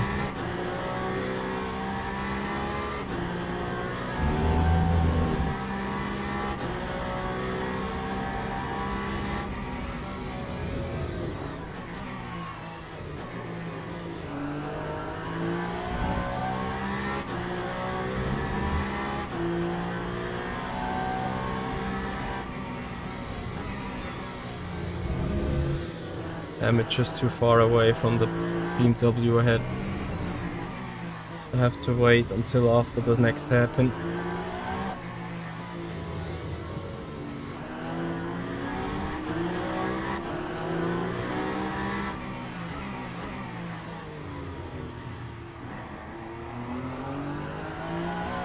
All good though.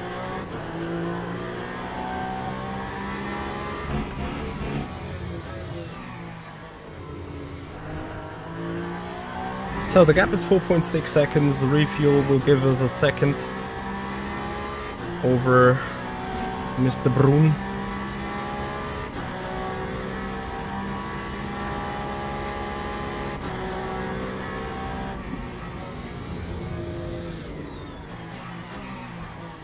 Well, it not gives us a second because probably he may have something left, I won't have anything left, so this will be the same.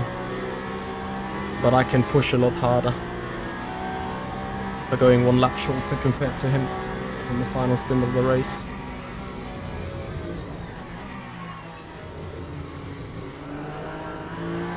But I need to make sure to hit that mileage.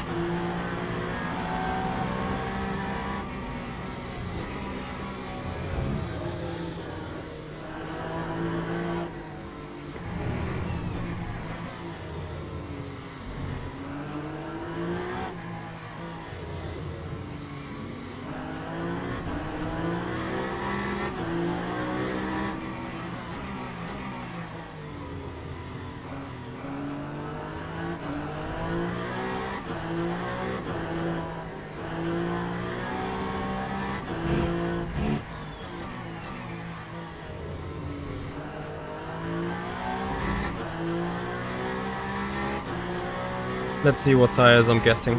If I keep the same wear and still pay 12 seconds of changing price, I'm gonna be flipping.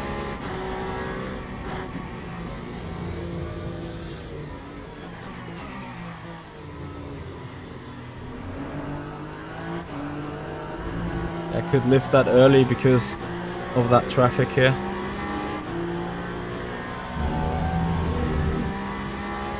So most of these guys are in.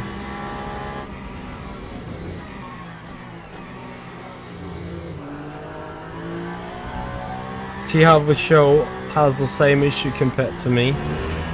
He's running actually my lap times, but he has the same tire glitch pending. Which is why I say he has the same issue.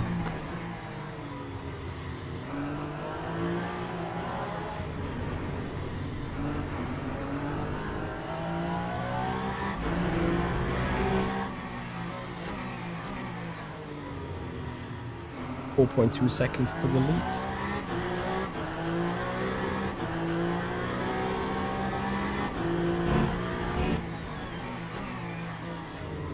So I hope that the traffic won't screw me up this lap. This would be a good lap to have a clean air.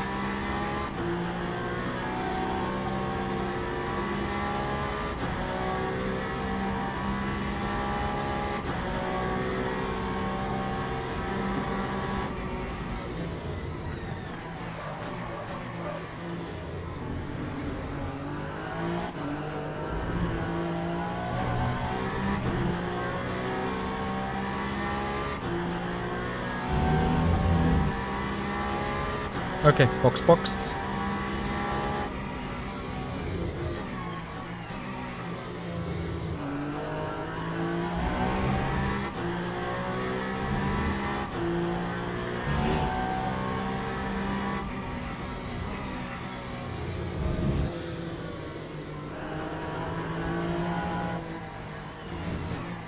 Thank you very much, Sharon.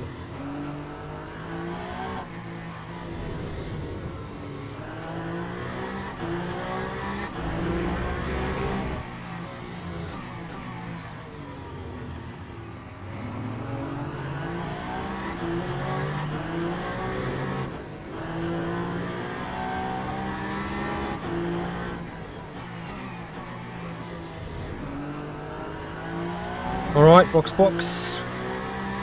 No repairs. Fuel and stuff.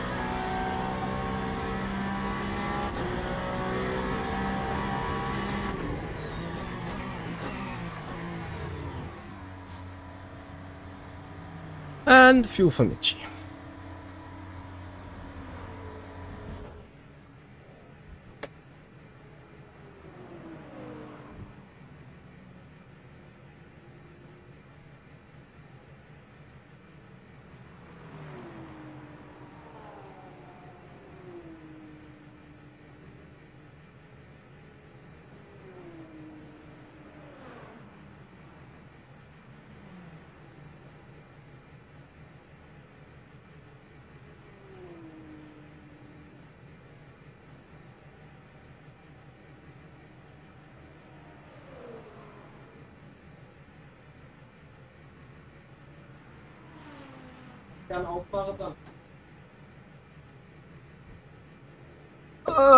Okay.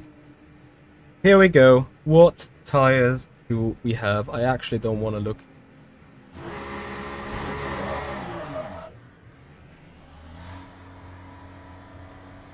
Moment of truth.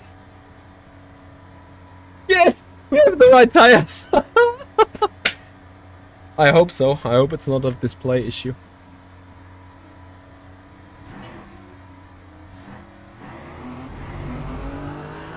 Hey, doggo. Almost crashed. Hey, cook.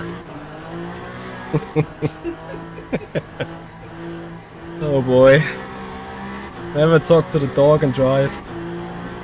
Okay, here we go. Full tire performance. Flat out we go. Well, not flat out, but significantly more flat out. Yeah, I mean, obviously you're used to a certain grip level for an hour, right? And then, like, come out of the pits and nothing works with the tire. It is... You need full focus. I just got intimidated by the dog here for a moment. But thankfully, when locking the fronts and overturning it, eventually the surface got 40 degrees or whatever and actually somewhat gripped in order to make me not crash into the barrier. Right, anyway, fight is on. And you guys have seen me many times dying in pit exits on fresh tires in Interlagos, so it's a thing.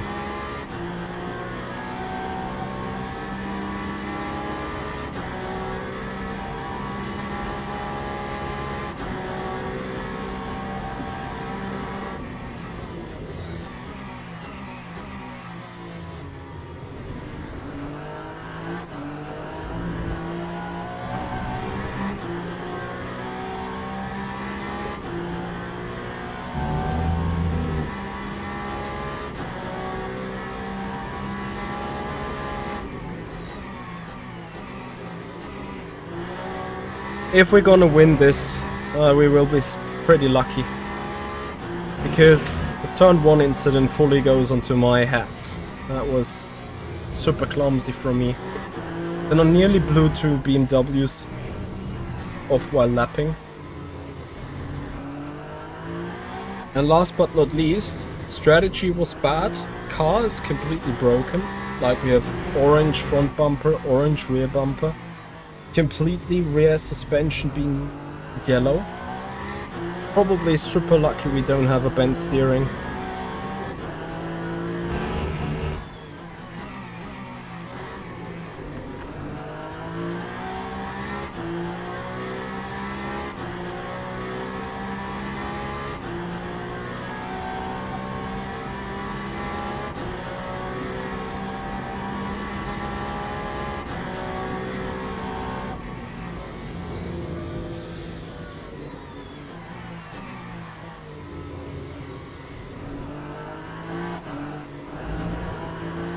So, someone here able to calculate the laps remaining in that race. We've done 46.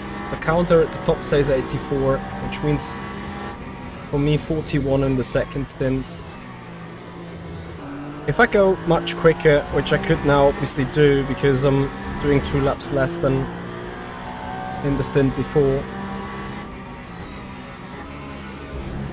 I'm probably going quick enough. Making it 84. If I go too slow and maybe just 83, I may help other people. Oh. Carl Magnus Boré with a moment here on the BMW.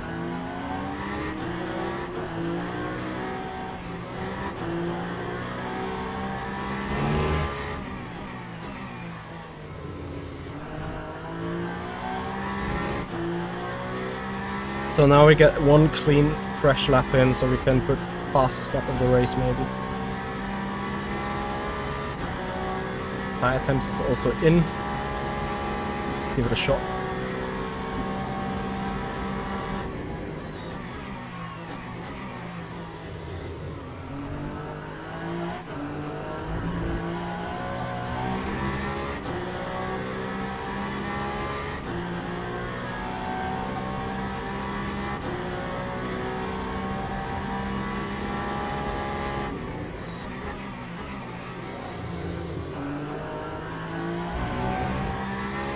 Yeah, now I know why I feel low on power at times.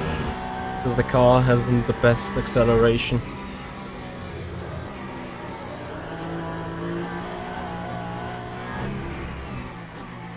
Sector 1.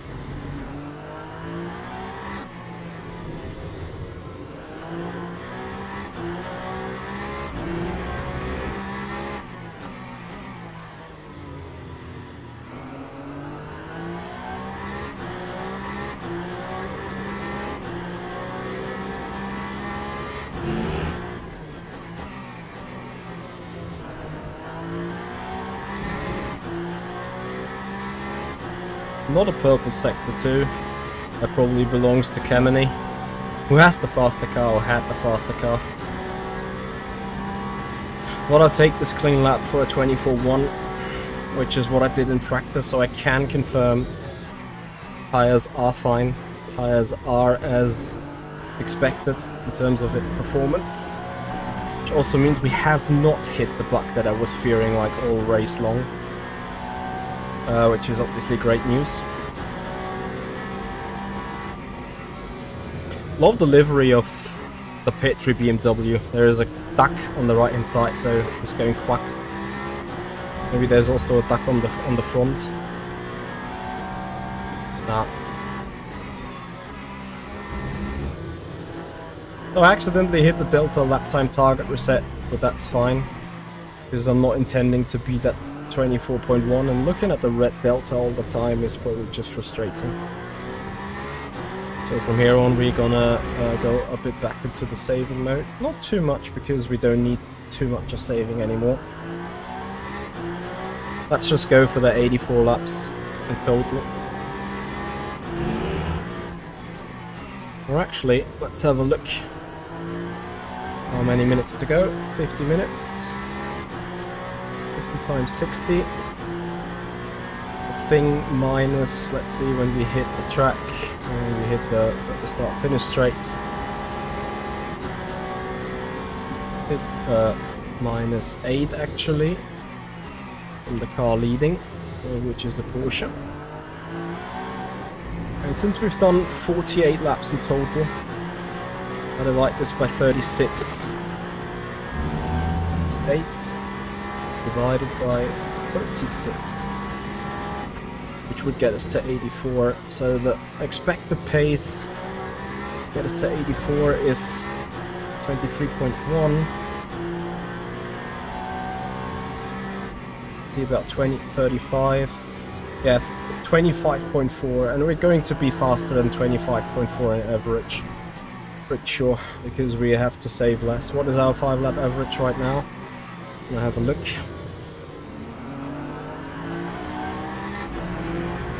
$25.2, and that is including all the traffic. Oh, sorry, 25.2 was the last lap. What is the 5-lap average? Rain.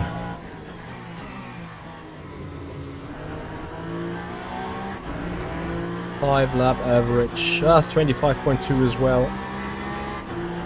Yeah, if I let the guy ahead lead, we're gonna probably not be on 84 in total after all.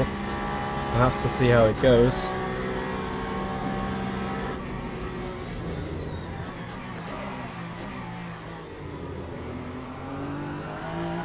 It's insane what the Peugeot can do on the brakes.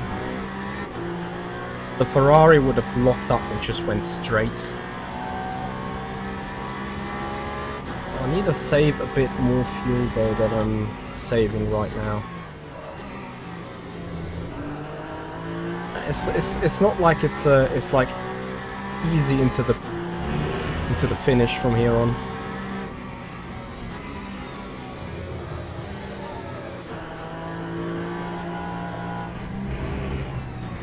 Especially with us being a bit tighter on the cut points. Oh, was there a calculation? Or what? Impressive.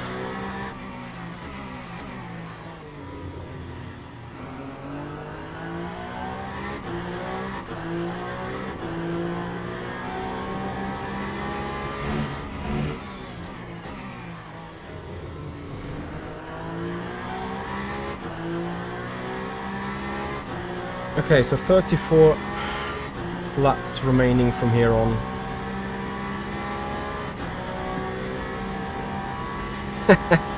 Anakin, yeah, this is my my survival mode, right? Actually, this is my strategy insurance, the calculator to do a quick math to see what's happening. Since I'm not racing with an engineer, I need my full brain capacity also to not just drive the car, but also do the right calls and strategy.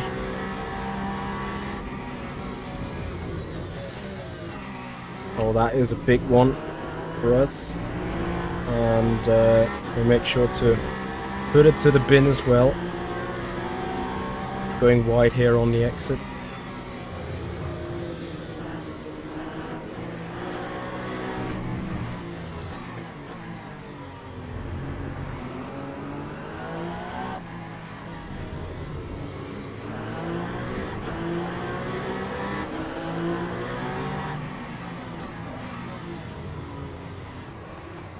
Oh, nah, that kills a battle for the lead.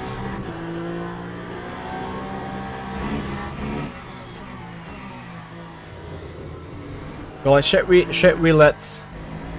Come on, we let him go.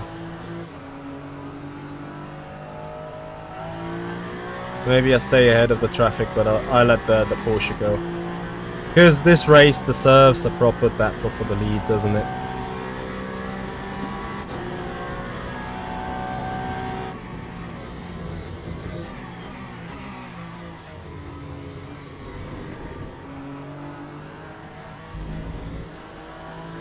I'm G-Gots. Thank you so much for your follow on the Twitch channel.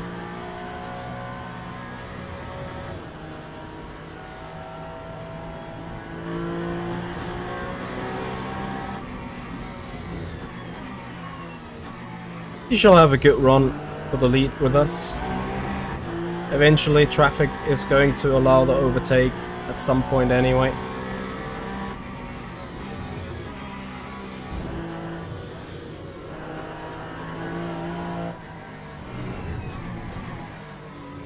Either traffic or fuel management. Because at some point I'm going to be flat out.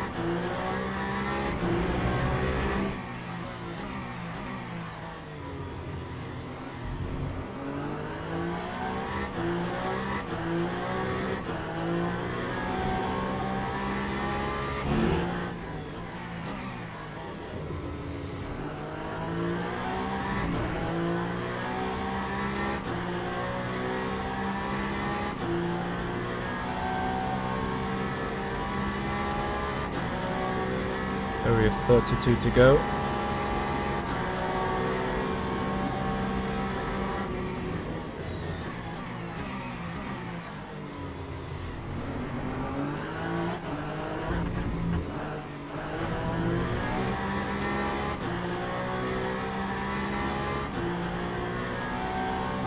Okay, I'm going to try and go more or less flat out from here on. Only with a small save. In every other area.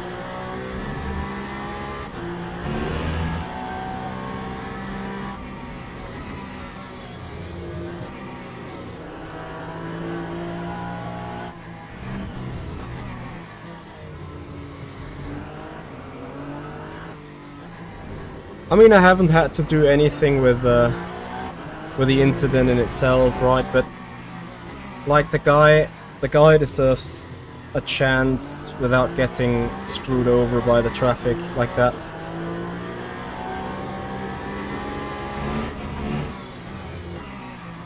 Doesn't mean if it happens again that I'm not taking it, but at least for the time being, I think it's fair to give this a proper shout. And it's another time the Porsche with a strong acceleration and also a good top end, because he still... It's just now that he stops pulling away from me.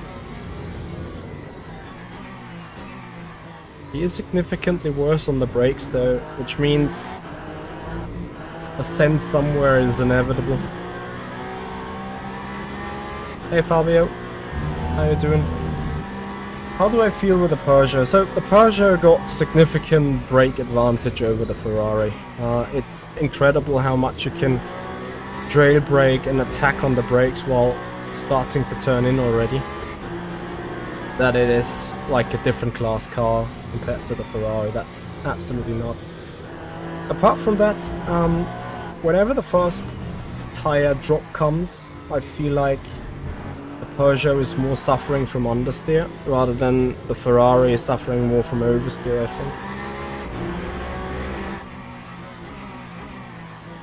And if we're speaking about balance, once you lift off the throttle, especially in high speeds or in any other area, nothing ever happens, which means it has an absolutely lovely differential setting. So is this now possible for us from 3/10 back? No, Porsche is running too good on the straights. The guy's also almost flat out. Maybe I just need to push harder to put him under more pressure.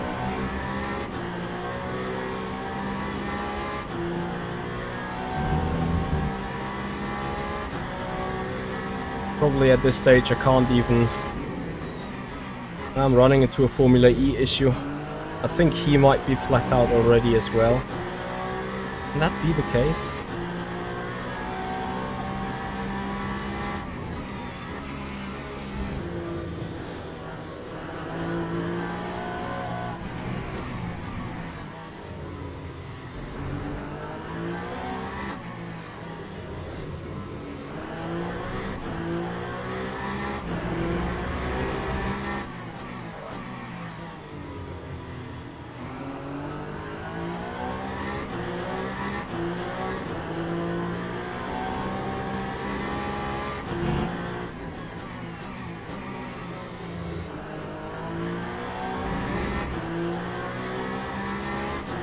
No, why would I use lights for more pressure? Like, yeah, I could distract the guy, but you can be distracted enough from me sitting in the mirror, right?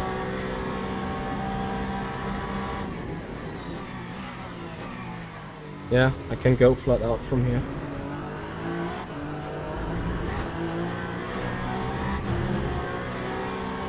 But I need to find a different way past. Like, I'm not doing bad lap times, but Arnaud is on it.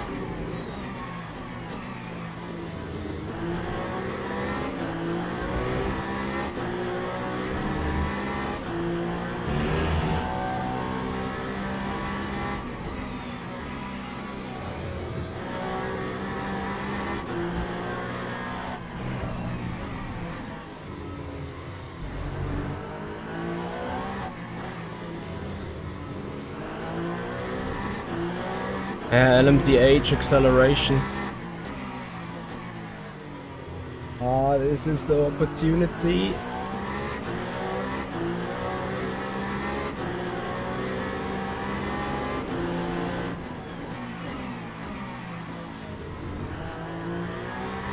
Ah, you will fight this back.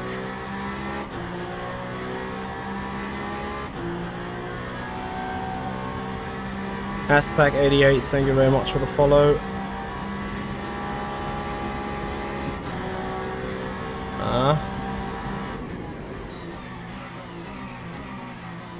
Maybe he can't fight it back yet.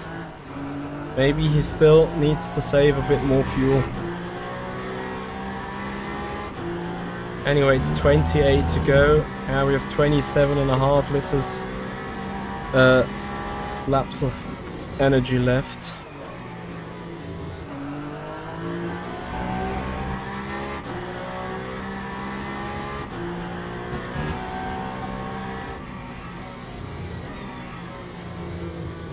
Guys, I hope you have enjoyed the race so far though. I can't promise that it's going to be boring or not boring till the end of the race, depending on how the traffic is playing here. However, there's more action coming your way tonight, because right after this race I will give myself a 10-minute break, and then I have to be back in iRacing with a Mercedes around Monza, or the Mercedes AMG Virtual Championship qualifier. We have to grind out half a second somehow. I don't know how much of pace we can find there still, but we'll give it a try, right? And you guys gonna be part of the party. So I'm 0.3% short on virtual energy. Still having 2% more energy than Arnaud, which means we have good chances having the faster power unit. Not necessarily the faster car, but having simply more energy available. However, if I keep him in the draft, this might change more quick than I would want this to happen, of course.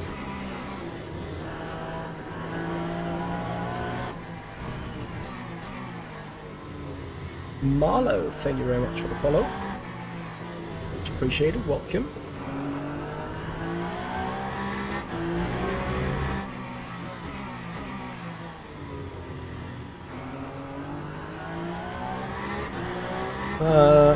WEC race was wet. Was it boring? Was it good? I haven't watched any of it yet.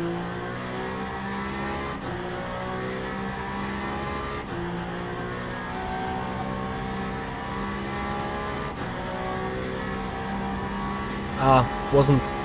It's a good race. Copy, copy. How long to go in the race actually? Or was it the race? Is it done?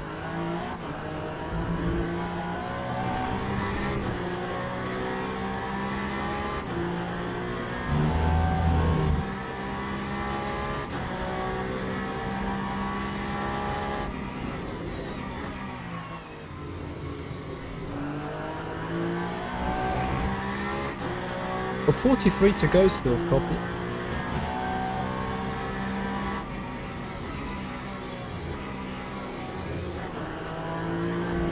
Yeah, I wonder if many of my YouTube spectators are usually that you would usually watch on a Sunday night would have watched the race if WEC was on yesterday or in other news. I wonder how much I'm compromising myself when streaming during the WEC race. I know a lot of people are more into WEC than they're into watching this Le Mans Ultimate racing, which is, you know, a fair point.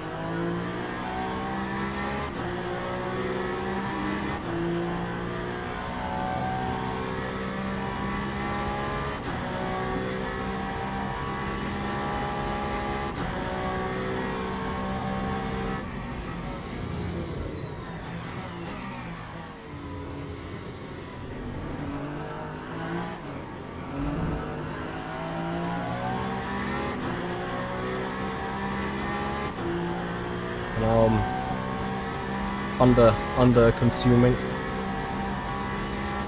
IMSA is on as well, but yeah, then it's a dead horse I'm riding here. Not many are as enthusiastic about it all to have 3 streams going parallelly. Did Leiden just turn into me?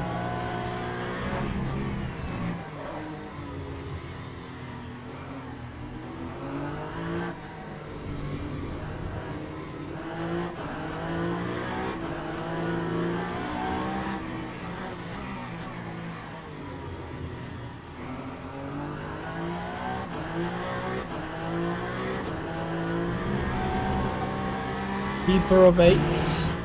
Hello there, thank you very much for the follow, welcome to the stream.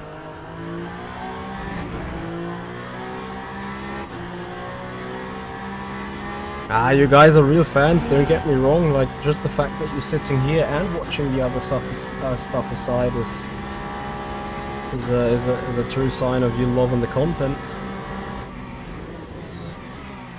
Anyway, since you guys are here, we can also speak about the upcoming week. So tomorrow I may do a stream on one of the championship stuff, maybe WEC fixed, GT3 fixed, or maybe daily races. I need to debate what I want to do. Beyond that, on Tuesday there's an unboxing coming your way, and on Wednesday you guys gonna enjoy a coaching session in the real life. So a coaching session that we've had.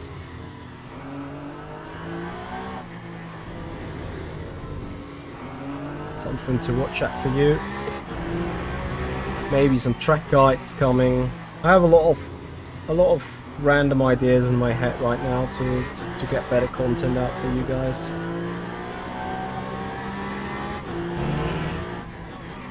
I gotta admit, Johnny, the damage of the car is not so much making the controllability worse.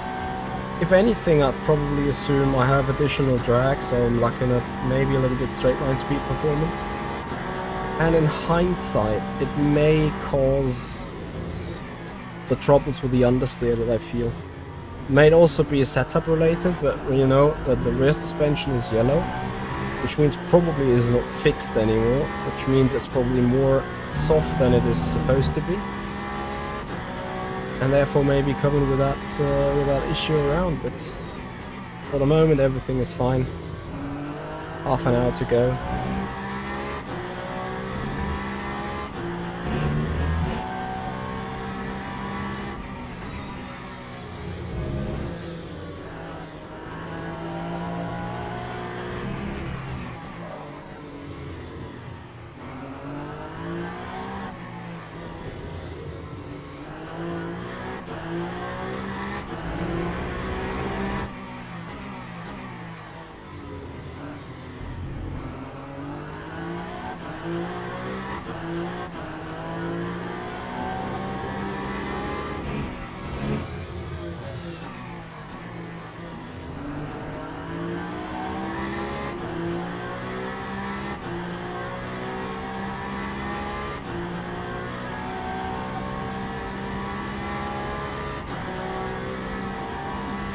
And I hope you guys also gonna join me a little bit for the iRacing grind later on. Especially of those of you that are familiar with GT3's fixed setup on iRacing. I massively would appreciate your help.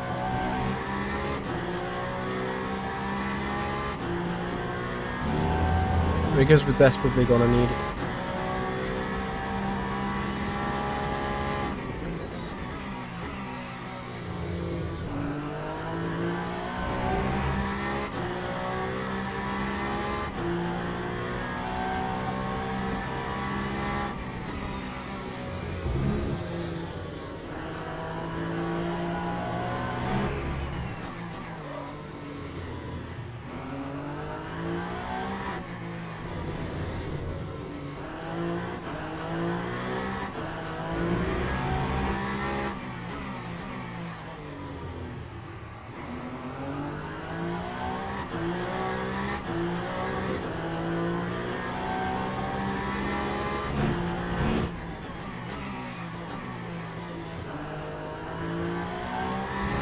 So, as much as I'm enjoying giving an entertaining race to you guys, I'm so sorry for the turn 1 incident. Like, that was just clumsy.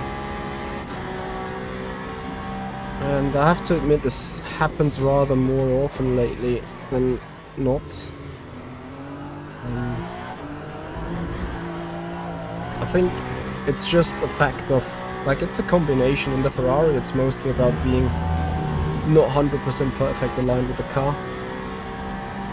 In today's race, it was probably not knowing the car well enough in the first place, how it behaves on the start. But this all shall not be a excuse. I've just caused that turn 1 incident.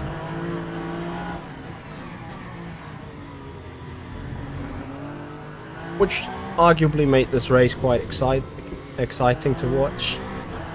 In hindsight, also, it has killed the actual winner in the first place. I'm pretty sure that Kemeny would have just went away at the front. I mean, we can't ever know, right? But how much quicker has he been in qualifying? 4/10th? 6/10th? Can't remember. But let's say significantly enough, as in this would have probably not been a close race. Hey Robin, how are you doing?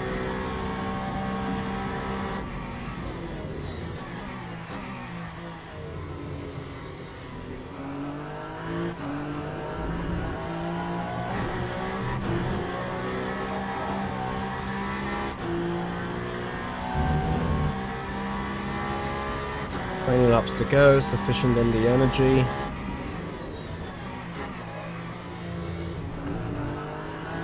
Also now the car seems to lock the rears a tad too much, so I give the brake bias another clip to the front.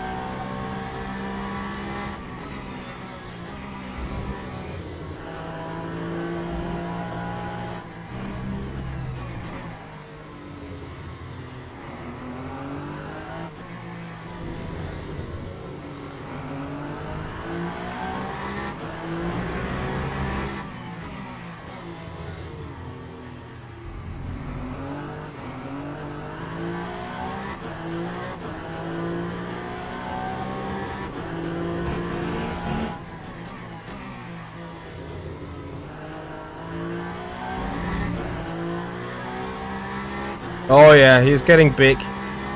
You missed the moment probably where I nearly crashed into the pit exit when the dog's coming.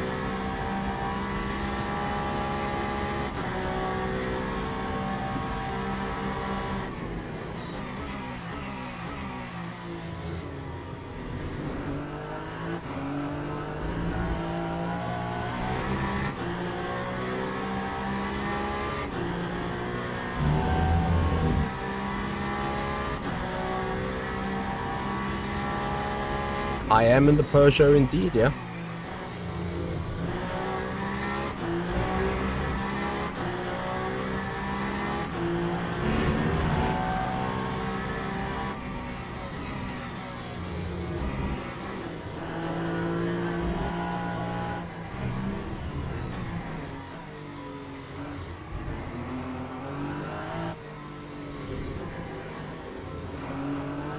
Yeah, just like kids indeed.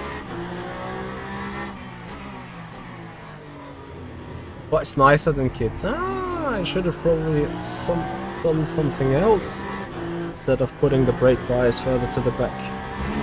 Probably more about putting up the region.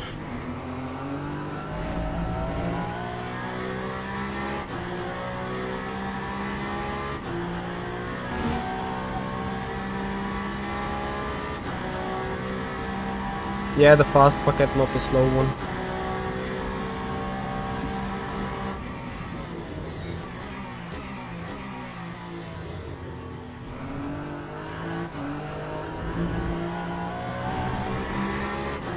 Is one allowed to say that, even baguette? Like nowadays you need to be scared that this is racist already. Which is obviously not what I am. Whereas like pizza and pasta stands for Italian, Bratwurst for Germany, and the baguette for France. Or French things. Don't get me wrong, baguettes are nice. Very tasty. If you ever had a real baguette from France, you never want to have the stuff from Germany again.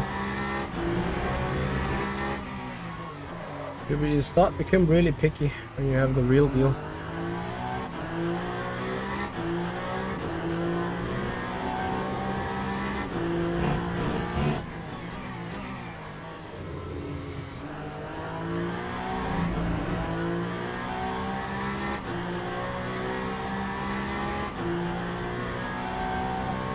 Yeah, you do need race control for the 6 hours Spa. Well, you need to be in a team that only handles over race control.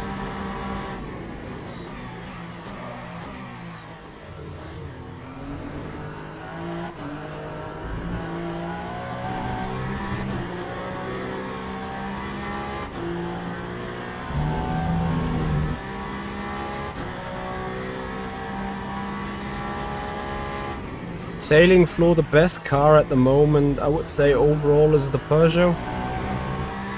Occasionally it could be that the Isotta or the Toyota is faster on some tracks. I don't know on which ones. But let's say if you're in the Peugeot and if you have a good setup, then you're not that far off. It's probably being an optimum thing. So I'm feeling to get fatigue in the left hand foot.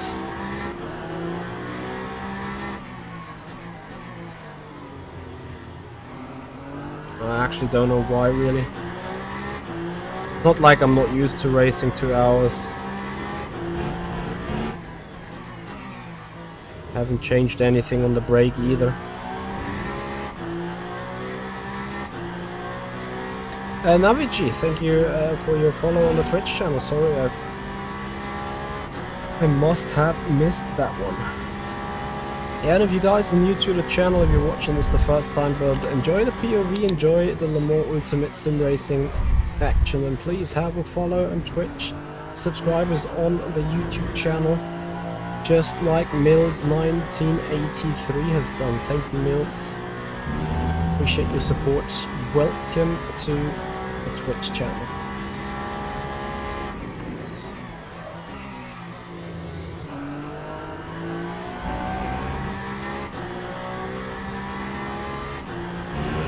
What's the second best car? Probably say Toyota, because it's easier to set up and a bit easier to drive than the Isotta. I think if you nail the Isotta might be faster. And after those three, it probably comes the Ferrari.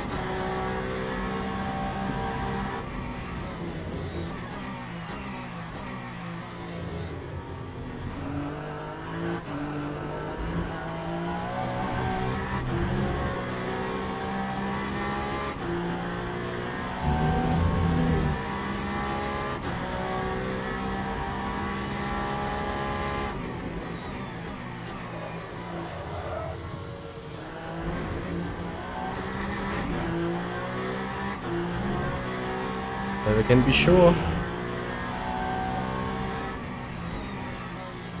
20 minutes to go.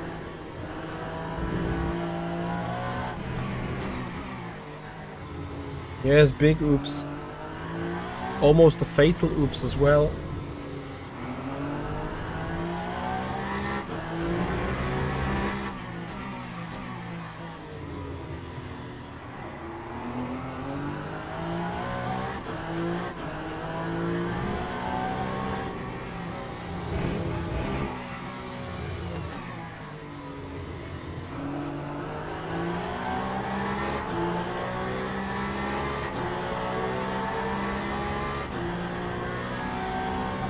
So, with 18 minutes to go, roughly 14 or 15 laps. Maybe 14 from here on, depending on the actual pace in the end.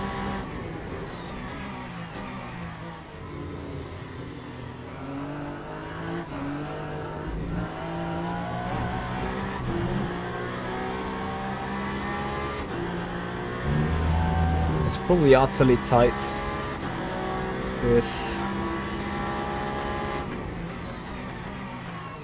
84 laps in total.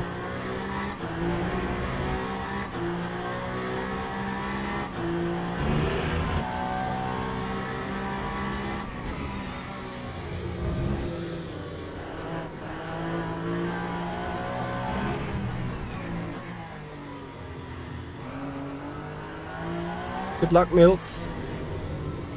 And the Aston. I think Aston Martin and BMW are the strongest GT3s at the minute, if I heard it right. Like I haven't driven them myself.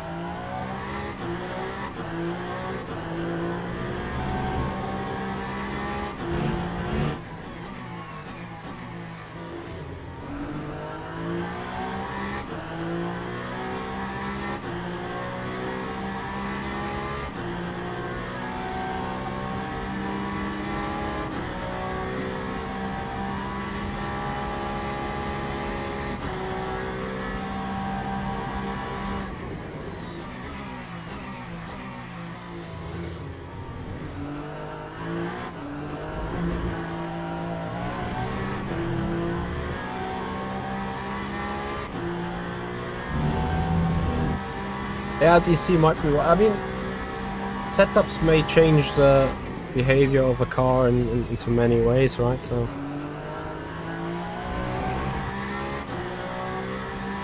Arnaud almost on the same energy level than me now. I'm marginally up for the full 84 laps. So Arnaud will be 2. Jesus Christ.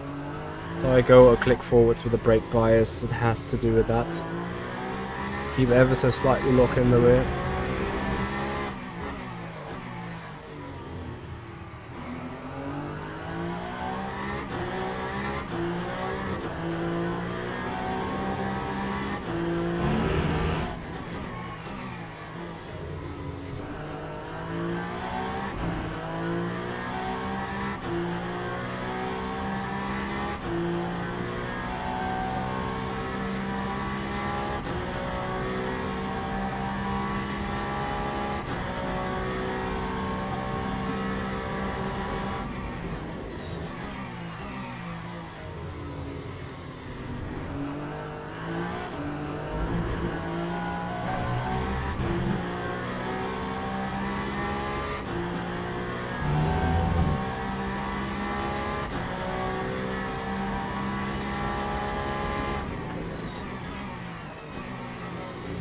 Well, something one has to say, of course, is that we are now pushing the car much harder. Less coasting, more brake torque being used over the lap. This could cause, you know, the temperatures to go up just like 100 or 150 degrees on average. Which then could mean, depending on how the temperatures divide between front and rear, that all over the sudden you have the front fading away more early than the rear fading away. That dynamically shifts the brake bias, and then you might run into those issues that I've just run into regarding the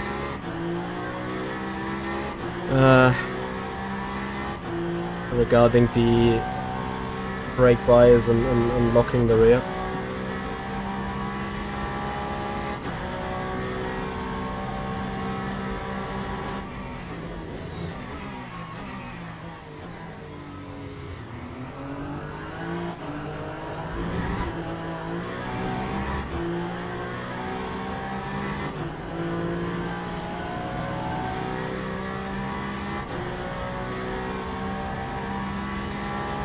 Nearly killed myself on the nose of Ada.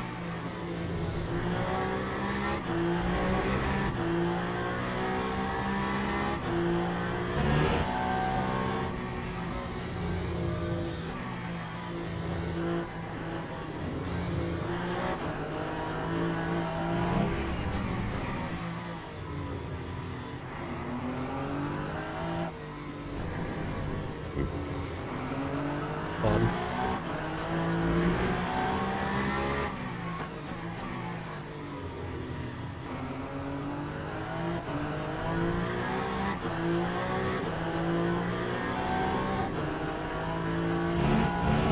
Uh, 13 more minutes. I think it's actually tight with the extra lap. Right now I don't think we're gonna get it.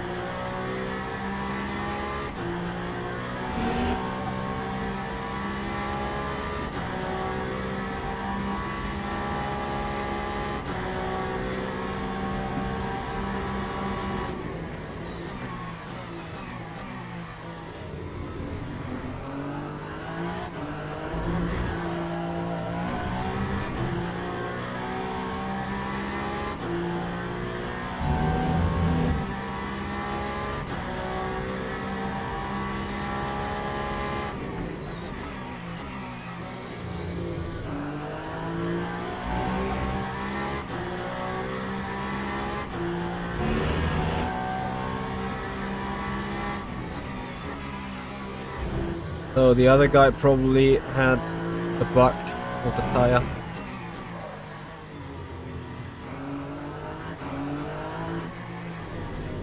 Hard to say from here why we didn't catch it.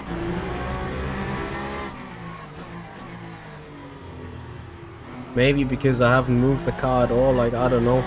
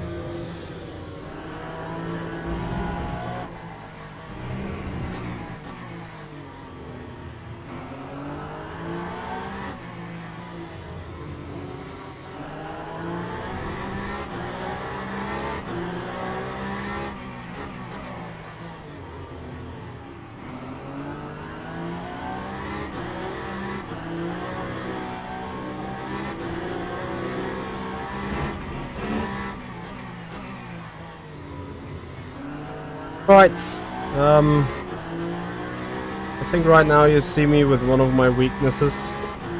I wouldn't say I can't entertain the chat.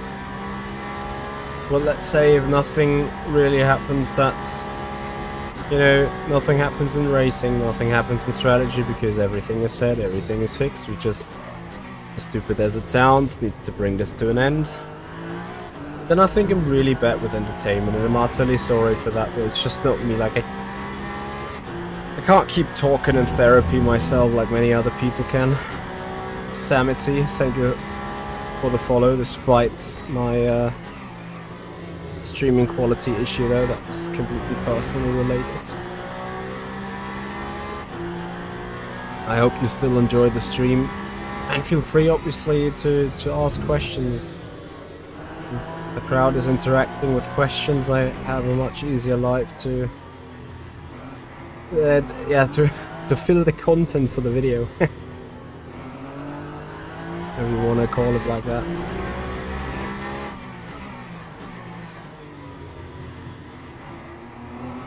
Thank you, Mario, for still appreciating the stream, though. I don't know, is this the first ever race I'm about to perhaps win in Interlagos? So far, I think I've failed to win a race here, if I'm not mistaken. Samity, I'm on a 49-inch screen. You can also check the entire equipment with exclamation mark equipment in the box. I'm mesmerized by the driving. I'm afraid it's actually not something too special. Like right now it's just really smooth sailing.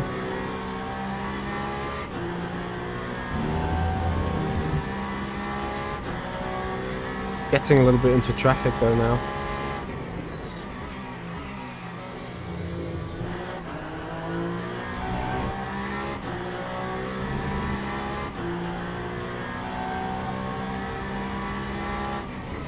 A lumber in the barrier in IMSA. Unlucky. What is IMSA race right now? Is it Watkins? How many hours?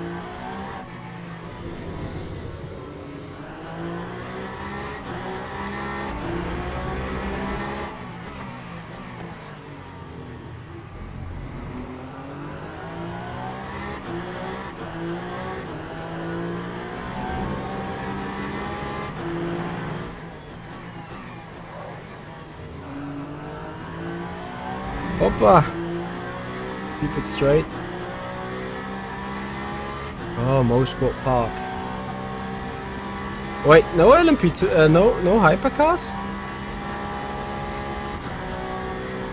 In that race?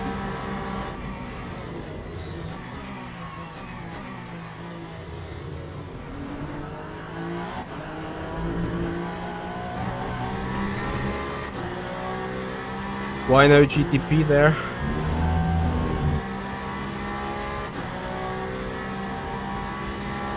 Ooh. Oh yeah, sure, a couple of guys when they're doing IMSA and WEC aside, there might be calendar infringements. What advice? Probably to be a bit endurable when it comes to completely setting up the game and also maybe running into the one or other bug.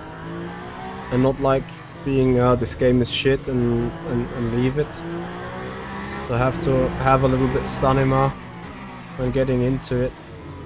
Apart from that, I'd say just drive, because the cars really drive intuitive, especially the GT3s. The hypercars sadly have a little bit of a dated tire model, so you can like overdrive them a lot in the back, in the rear. Hi Theria, thank you very much for the follow, welcome. Great support, thank you for being here.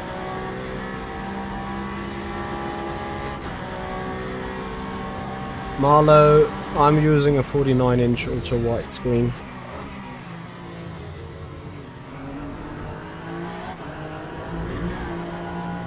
I don't know, like if you're new to Le Mans Ultimate Samity, what is the area that you tend to struggle in?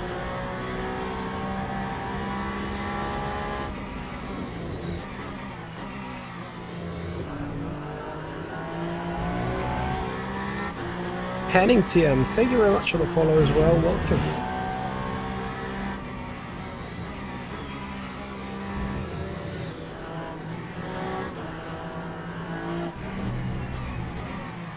We have 5 more minutes.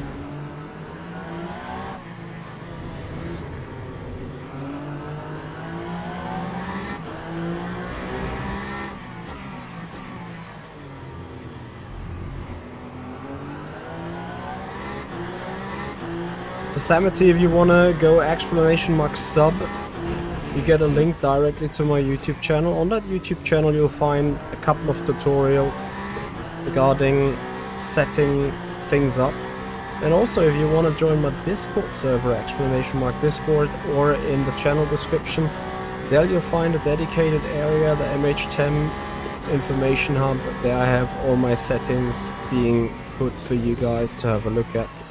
If you want to copy some of those, then feel free to do so on that channel.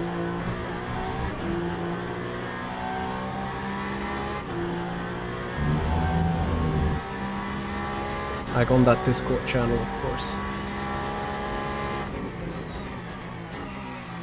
So is it 4 laps to go, really? I'm not convinced yet.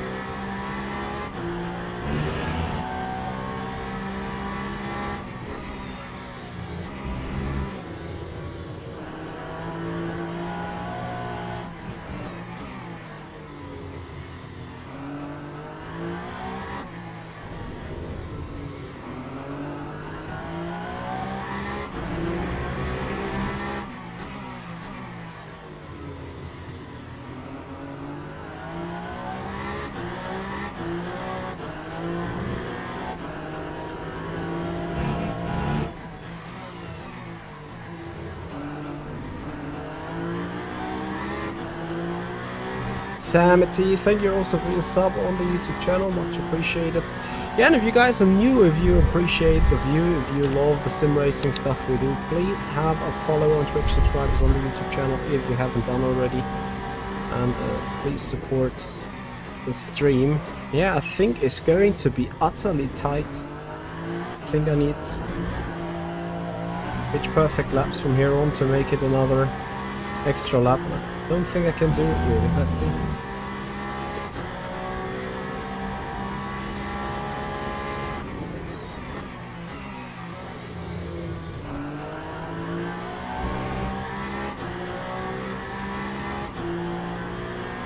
Etheria, not really.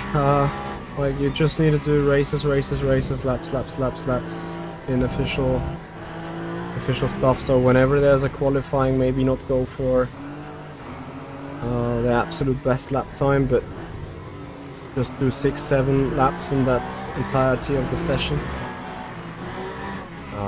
Damn it, sorry Lewis. But that seals the fate with the race. I think once we come over the line, we start the final lap. Unless I'm wizarding a lot.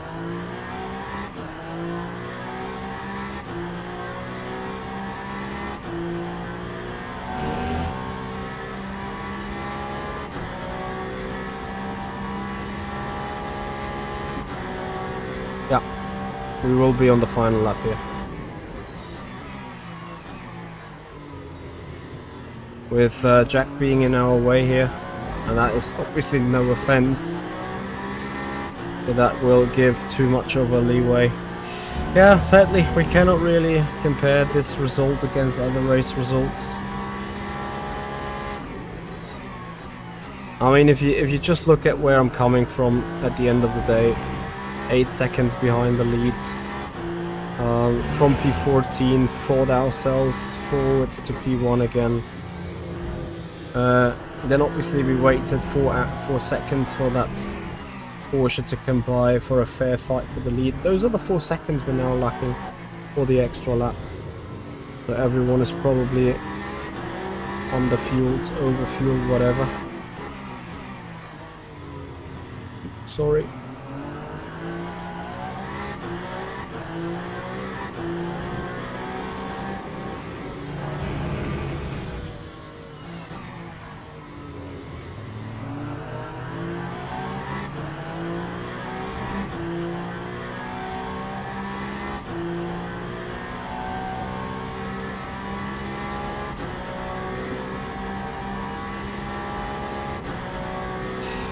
Yeah, it is exactly that second that we lost in that last lap that meant the race is done.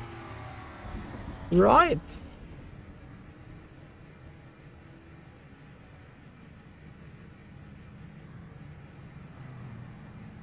That's gonna do it for this one, guys. We will have a couple of moments of a break. We're gonna have a look into the rating, of course. Um,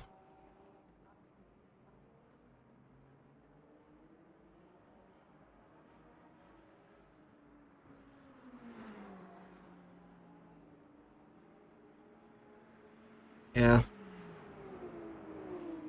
2002. Because of 2 seconds we missed the extra lap, but it's fine. That was a good race regardless. Everyone will be finished in a moment, and we will be back on iRacing in a couple of moments time. So I hope you guys will stay with us. All you need to do is like just stay on these channels. I will quickly go offline, change the scenes, change the mapping and stuff, and then this is going to be about it. In 5 minutes we're going to be back live.